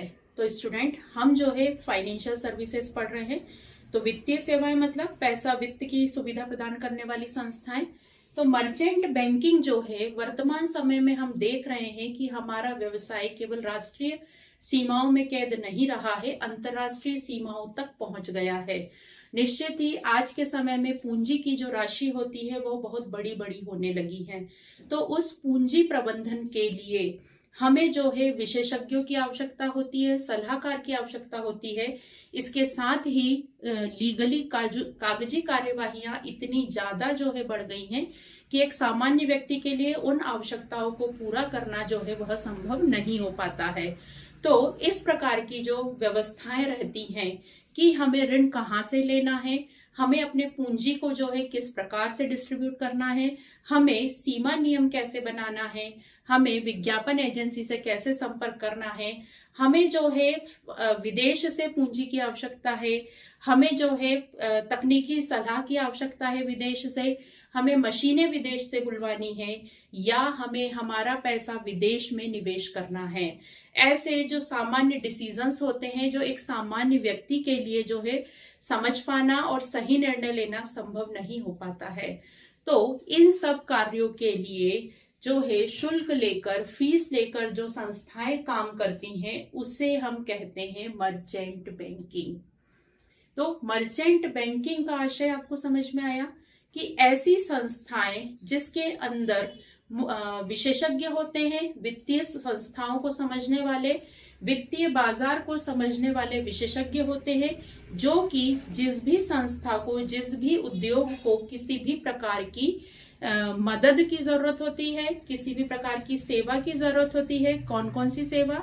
जो मैंने आपको अभी बताया कि विदेश से ऋण इकट्ठा करना है, विदेश में निवेश करना है, तकनीकी सलाह की जरूरत है, जो पूंजी है उसे कहाँ लगाना है, विज्ञापन करना है, प्रविवरण तैयार करना है, हमें जनता में आमंत्रण करना है, पोर्टफोलियो करना है। तो इस प्रकार के जो सारे अरेंजमेंट्स जो है किसी भी कंपनी को रेगुलरली करने पड़ते हैं, उन सब व्यवस्थाओं को करने का काम जो है वह मर्चेंट बैंकिंग करती है। हम इसको कनेक्ट कर सकते हैं, वर्तमान समय में आप सभी इवेंट मैनेजमेंट को समझते हैं। इवेंट मैनेजमेंट, यदि शादी के लिए आपने अपना काम पूरा इवेंट मैनेजमेंट को सौंप दिया है, उनको अपनी सारी चीजें बता दी हैं, सारे कस्टम आपने रीति रिवाज बता दिए हैं, तो इवेंट मैनेजमेंट के व्यक्ति क्या करेंगे? आपको जिस समय में जिस प्रकार की सुविधाओं की आवश्यकता होगी, जो जो सामान चाहिएगा, जिस प्रकार का आपने उनको चीजें बताई हैं, वो उस समय में मौजूद करवाते हैं, उसके बदले में वह फीस लेते हैं। तो इसी प्रकार की व्यवसाय को सुचारू रूप से चलाने के लिए सामान्यतः नए व्यवसाय को यह सब प्रॉब्लम्स बहुत ज्यादा आती हैं कि हम पूंजी कहाँ लगाएं, कैसे इकट्ठा करें, प्रविवरण कैसे बनाया जाता है, सीमा नियम कैसे बनाते हैं, हम किस प्रकार से विज्ञापन को दें, हम रजिस्ट्रार के ऑफिस में किस प्रकार से डॉक्यूमेंट सबमिट करें, हम किस प्रकार से डॉक्यूमेंटेशन करें। ये सब प्रॉब्लम जो है नई कंपनियों को बहुत ज्यादा आती है।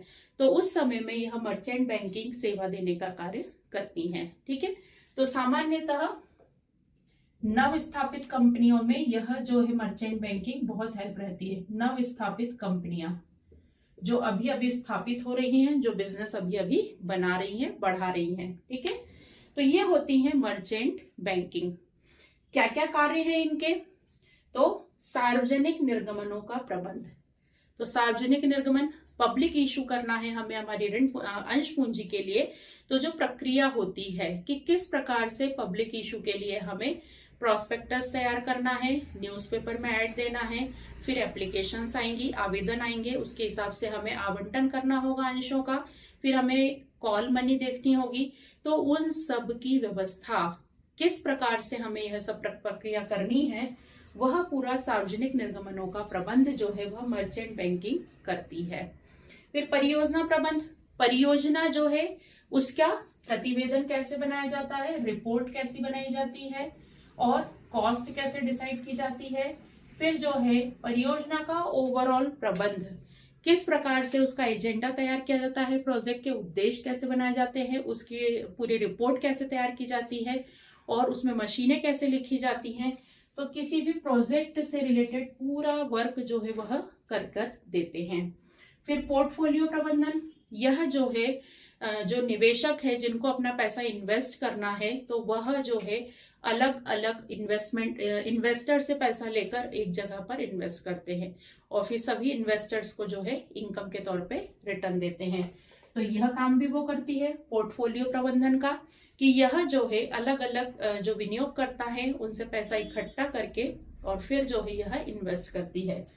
सलाह देने का काम निश्चित ही यह जो है पूरा आप उनके पास यदि कंसल्टेंसी एजेंसी चला, जिस प्रकार से सलाहकार एजेंसीज होती हैं, कंसल्टेंसीज होती हैं, वह क्या करती हैं, हम पर्टिकुलर जिस कंसल्टेंसी में जाते हैं वहां हमें पूरी सलाह देते हैं कि आप ऐसा कर लीजिए, आप ऐसा। तो सेम मर्चेंट बैंकिंग में भी आपको हर प्रकार की सलाह मिलेगी।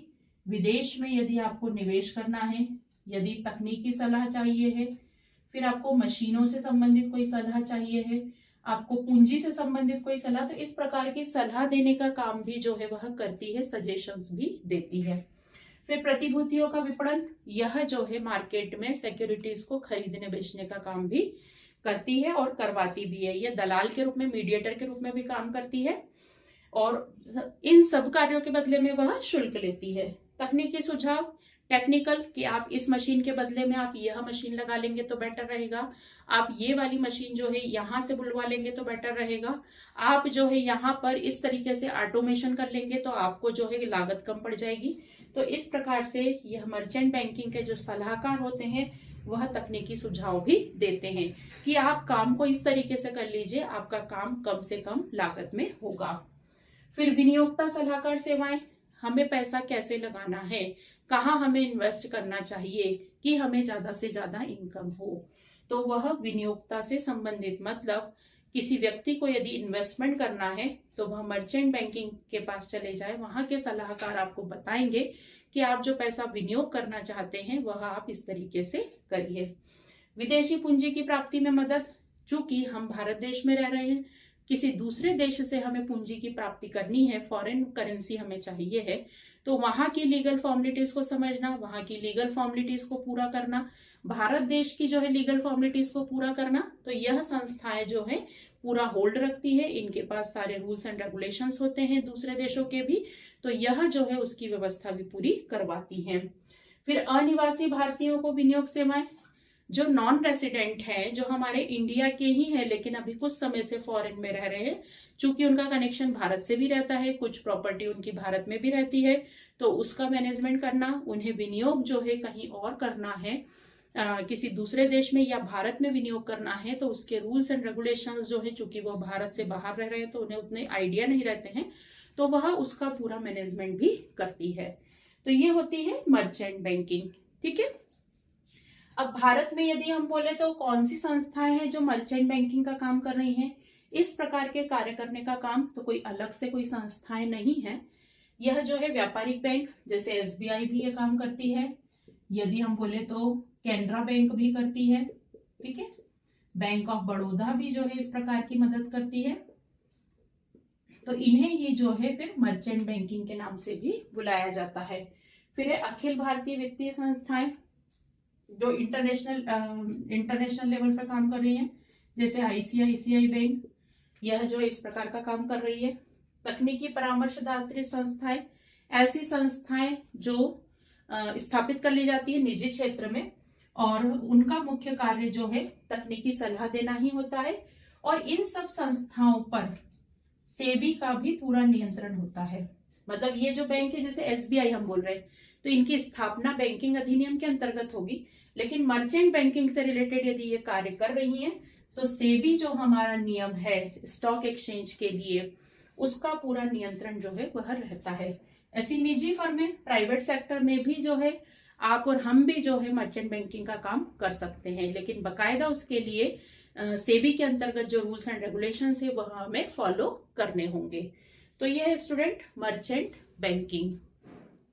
स्टूडेंट्स, अब हम पढ़ेंगे यूनिट फर्स्ट के जो कुछ लास्ट टॉपिक्स हैं।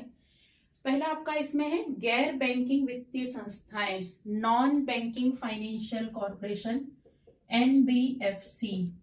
तो नॉन बैंकिंग फाइनेंशियल कॉर्पोरेशन, देखिए क्या नाम लिखा है, गैर बैंकिंग वित्तीय संस्थाएं, मतलब जिनका निर्माण जो है बैंकिंग अधिनियम 1949 के अंतर्गत नहीं हुआ है, रिजर्व बैंक ऑफ इंडिया का उसका के अंतर्गत नहीं हुआ है, लेकिन फिर भी वह जो है वित्तीय संस्थाओं के रूप में कार्य कर रही हैं।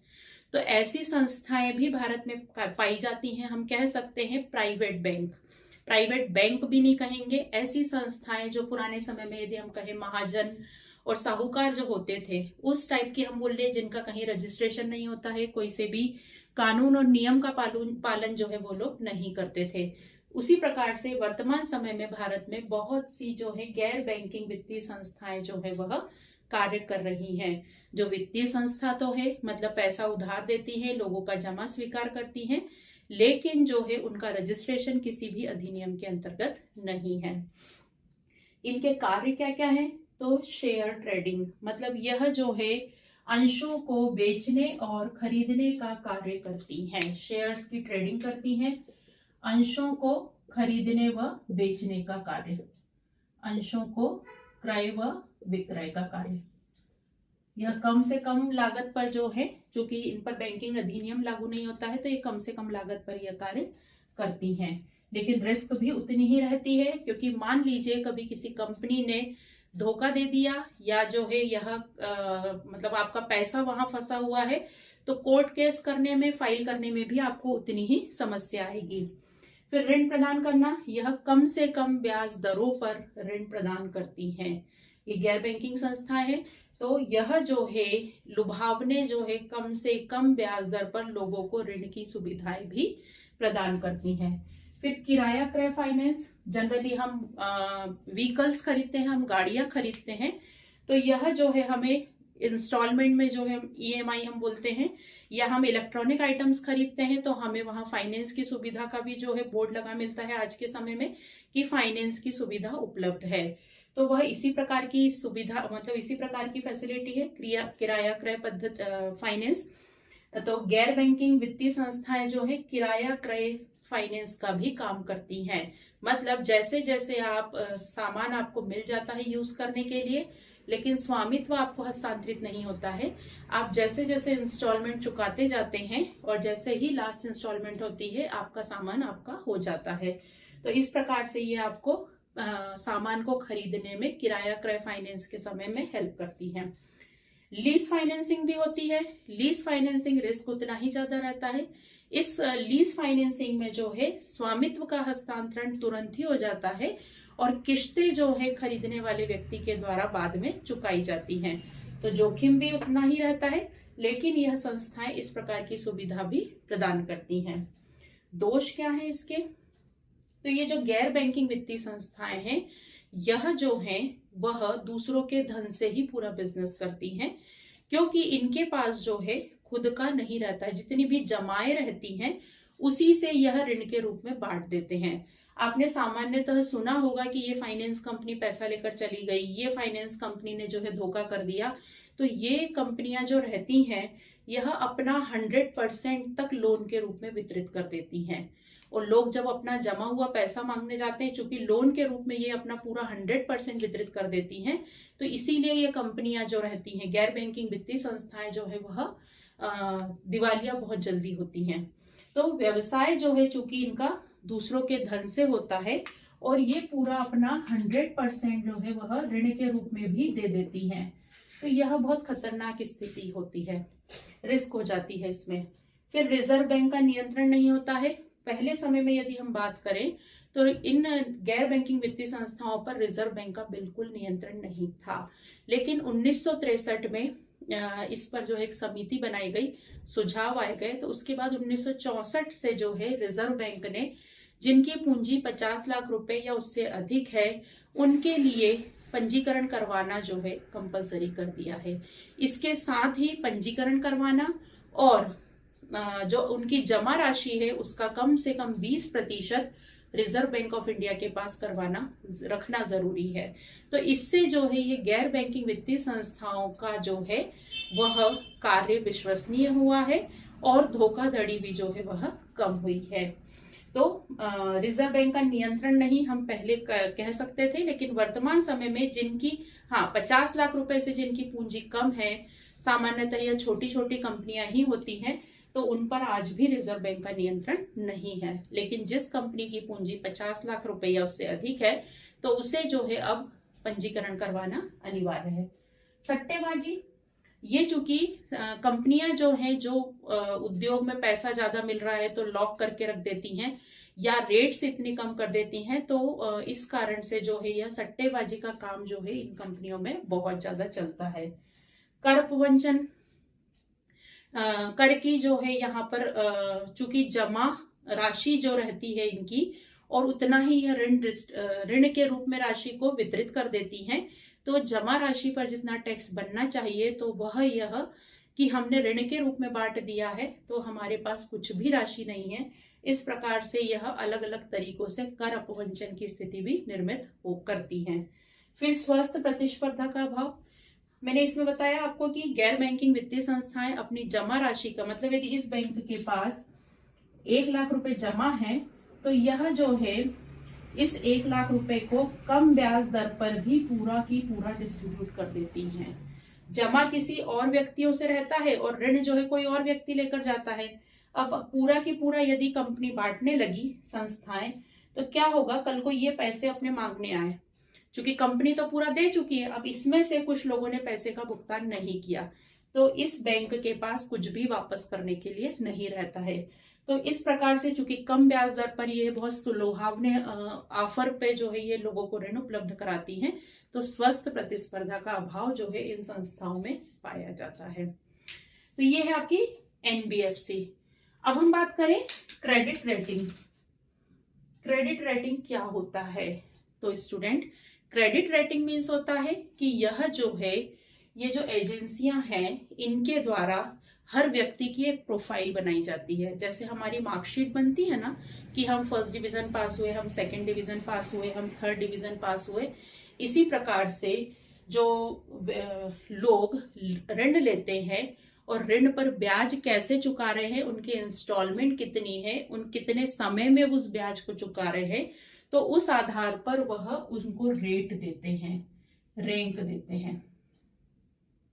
ठीक है, रैंक प्रदान करते हैं और ऐसी लिस्टिंग करके रखते हैं।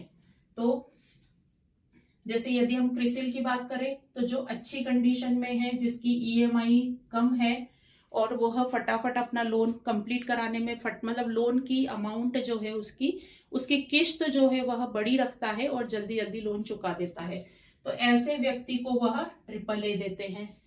और जो व्यक्ति लोन की किश्त जो है ज्यादा रखता है, समय ज्यादा रखता है, उसको B दे देते हैं। तो इस प्रकार से यह जो है संस्थाएं किसी व्यक्ति विशेष की जो है भुगतान करने की क्षमता और समय अवधि के आधार पर उसकी एक रैंक बना देते हैं कि हाँ ये व्यक्ति है, मिस्टर एक्स है, यह जो है लोन लेते हैं, लोन वह कम मतलब ज्यादा समय लंबे 10 साल के लिए उसकी EMI बनवाते हैं, 10 साल में पेमेंट करते हैं।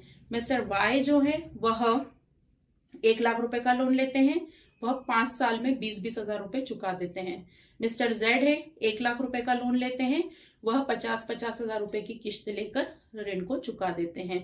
तो यदि ये जो है क्रिसिल इसकी रेटिंग करेगी, क्रेडिट रेटिंग यदि इनकी बनाएगी तो मिस्टर जेड को जो है 1 AAA दे देंगी, मिस्टर वाई को जो है वह B दे देंगी और मिस्टर एक्स को जो है वह, तीनों ही अच्छी कंडीशन में है, लेकिन इन तीनों की आपस में तुलना करें तो 1,00,000 रुपए जो जेड को दिए हैं वह 2 ही किश्तों में पेमेंट करना है, तो कंपनी का पैसा बहुत जल्दी उसके पास वापस आ रहा है और बड़ी अमाउंट में आ रहा है। और यदि हम सेकंड वाई का एग्जांपल ले तो वो 20-20 हजार रुपए की 5 किश्तों में दे रहा है, तो वहां पैसा जो है जेड के कंपैरिजन में थोड़ा देर से आ रहा है। तो इस प्रकार से किसी व्यक्ति विशेष की भुगतान करने की क्षमता और भुगतान करने की समयावधि और किश्त की राशि के आधार पर उसका एक प्रोफाइल बनाया जाता है और उसको उसकी भुगतान करने की क्षमता के आधार पर रेटिंग की जाती है, क्रम प्रदान किया जाता है, उसे ही हम उस व्यक्ति की क्रेडिट रेटिंग कहते हैं। इस प्रकार से ये एजेंसियां जो व्यक्ति बार बार लोन लेते हैं और भुगतान करते हैं, बिजनेस क्लास के लोग रहते हैं, उनकी पूरी लिस्टिंग करके रखती है। अब उदाहरण के लिए आप एक क्रिसिल कंपनी के पास गए, अब मिस्टर एक्स की मेरे पास, मैं बैंक हूं, मैं मिस्टर एक्स की मेरे पास एप्लीकेशन आई कि मुझे 10 लाख रुपए का लोन दे दीजिए, तो मैं ये क्रिसिल कंपनी के पास जाऊंगी और उससे उसकी रेटिंग पूछूंगी कि मिस्टर एक्स की क्या रेटिंग है आपके यहाँ, तो वो बताएंगे कि AAA है, ट्रिपल है, A है। इसका मतलब क्या हुआ कि मैं जो 10 लाख रुपए मिस्टर A ने मुझसे मांगे हैं, एक्स ने, मैं उसको दे सकती हूँ। A है मतलब उसकी स्थिति अच्छी है, वह भुगतान समयानुसार करते हैं, निश्चित समय अवधि में करते हैं और EMI भी बहुत ज्यादा नहीं लेते हैं। तो यहाँ मुझे इसकी रेटिंग पता करने से क्या हो गया कि मैं सुरक्षित हो गई, मैं 10 लाख रुपए दे रही हूँ तो मेरा टेंशन खत्म हो गया, क्योंकि जो कंपनी है वो पूरा एनालिसिस करके क्रेडिट रेटिंग करती है। आया समझ में आपको? ठीक है। अब इसके लाभ क्या होंगे? तो ऋण देने वाले बैंक के लिए मेरे लिए लाभ हो गया, मैं तुरंत इस कंपनी से फोन लगाकर संपर्क करूंगी, ये अपनी फीस लेंगे और मुझे उस व्यक्ति की पूरी रेटिंग बता देंगे कि नहीं आप दे सकते हैं, कोई दिक्कत नहीं है। बेहतर निवेश का फैसला, मुझे मेरा पैसा जो है उस व्यक्ति को लोन के रूप में देना है या नहीं देना है। ऋण लेने मेरे पास यदि 50 व्यक्ति आए हैं तो वह 50 व्यक्तियों में से मुझे कितने व्यक्तियों को ऋण देना है नहीं देना है, इसका फैसला जो है मेरे लिए सुविधाजनक हो जाता है। ऋण राशि की सुरक्षा हो जाती है। मैंने मिस्टर एक्स को 10 लाख रुपए का ऋण दिया तो वह गारंटेड है कि मुझे मिल जाएंगे, क्योंकि उसकी क्रेडिट रेटिंग जो है वो बहुत अच्छी है, उसको रेटिंग बहुत अच्छी है। आज वर्तमान समय में जब हम कोई होटल बुक करते हैं ऑनलाइन तो हम क्या देखते हैं? उसकी रेटिंग देखते हैं। रेटिंग के हिसाब से हम समझ जाते हैं, उसके कमेंट्स हम पढ़ते हैं, रिव्यू पढ़ते हैं, और उस हिसाब से हम समझ जाते हैं कि नहीं यार ये होटल में लोगों ने रिव्यू बहुत अच्छे दिए हैं। या हम ऑनलाइन शॉपिंग करते हैं तो हम उस प्रोडक्ट को तो देखते ही हैं, उसकी क्वालिटी भी देखते हैं, लेकिन हम जो रिव्यू उसमें डले हैं, उसकी रेटिंग जो दी गई है, उस हिसाब से हम एनालिसिस करते हैं कि हाँ भाई यहाँ हमको माल बुलवा लेना चाहिए, सब लोगों ने इस पे रिव्यू बहुत अच्छे दिए, रेटिंग बहुत अच्छी है। तो बस स्टूडेंट वही चीज है यहाँ पर हम रेटिंग उसकी इसके आधार पर दे रहे हैं। तो ऋण राशि की सुरक्षा हो जाती है और हम कम ब्याज दर पर भी पैसा दे सकते हैं। ठीक है। तो अच्छा, फिर भारत में कौन कौन सी एजेंसियां हैं? तो क्रिसिल है, जिसकी स्थापना 1987 में की गई थी, भारत की सबसे पहली संस्था है जो कि क्रेडिट रेटिंग का काम शुरू किया था। ICRA, ये जो है इसका मुख्यालय मुंबई में है। यह जो है सबसे भरोसेमंद कंपनी बोली जाती है। यह डायरेक्ट स्टॉक एक्सचेंज से कनेक्टेड है। तो इसमें जो है स्टॉक एक्सचेंज में बिजनेस करने वाले सभी व्यक्तियों के प्रोफाइल्स मौजूद है, तो वहां से इजीली हो जाता है। स्टॉक मार्केट हम सभी जानते हैं कि बहुत रिस्क फैक्टर वाला बिजनेस है, तो क्रेडिट रेटिंग पता करने से हमें जो है श्योरिटी मिल जाती है। फिर केयर है, ऐसी ओनिक्रा है, 1993 में इसकी स्थापना हुई थी। समेरा है, 2011 में इसकी स्थापना अभी रिसेंटली हुई है। यह सभी कंपनियां जो है अलग अलग प्रकार के जो है रेटिंग प्रदान करती है। आप किसी भी पर्टिकुलर किसी कंपनी से जाकर जो है संपर्क करके उस व्यक्ति की प्रोफाइल जान सकते हैं। ठीक है। अब हम बात करेंगे माइक्रो फाइनेंस, सूक्ष्म वित्त। ये कोई अनोखा शब्द नहीं है। यह जो है अभी तक हमने जितनी भी बात की वह सभी बात की हमने बहुत बड़े बड़े अमाउंट की, दीर्घकालीन, मध्यकालीन, अल्पकालीन जो है अमाउंट भी आप मान लीजिए 1 लाख, 2 लाख, 10 लाख, 50 लाख, 1 करोड़ रुपए। लेकिन हमारे भारत देश की जनता जो है आज भी एक बहुत बड़ा परसेंटेज ऐसा है जो सामान्य से नीचे स्तर पर रह रहा है। तो उनकी जरूरतें भी जो है उसी हिसाब से रहती है, उनको भी वित्त की जरूरत पड़ती है, और उनकी वित्त की राशि जो है 2000, 5000, 1000 रुपए भी होती है। तो सूक्ष्म वित्त वही होता है कि जब जो है बहुत छोटी छोटी मात्रा में पैसों की जो है आवश्यकता होती है, और वित्तीय संस्थाओं द्वारा उन छोटी छोटी आवश्यकताओं को पूरा किया जाता है, उसी को कहा जाता है माइक्रो फाइनेंस, सूक्ष्म वित्त। ठीक है। तो सूक्ष्म वित्त जो है यह मध्यम वर्ग के परिवारों के लिए और मध्यम से भी निम्न वर्ग के परिवारों के लिए एक बहुत अच्छी व्यवस्था होती है, जिसमें इन्हें राशि जो है 100 रुपए भी यदि चाहिए होते हैं तो दे दिए जाते हैं, और ब्याज दर भी जो है वह कम लगाया जाता है। तो सूक्ष्म वित्त जो है माइक्रो फाइनेंस, छोटी छोटी जरूरतों को पूरा करने के लिए प्रदान किए जाने वाला वित्त। ठीक है। बहुत छोटी छोटी रिक्वायरमेंट को, छोटी छोटी आवश्यकताओं को पूरा करने के लिए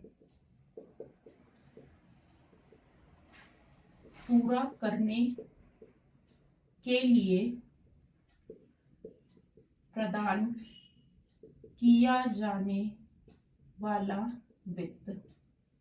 ठीक है। ये होता है माइक्रो फाइनेंस। ऐसे ही है सहकारी बैंकिंग, कोऑपरेटिव। सहकारी बैंक क्या होती हैं? जो एक दूसरे के सहयोग के लिए खोली गई हैं। तो कोऑपरेटिव बैंक जो है वह भी हमारे भारत देश में चलती है। और सहकारी बैंक जो है वो हम बोले तो सहकारी बैंक भारत में प्राथमिक सहकारी समितियां काम करती हैं।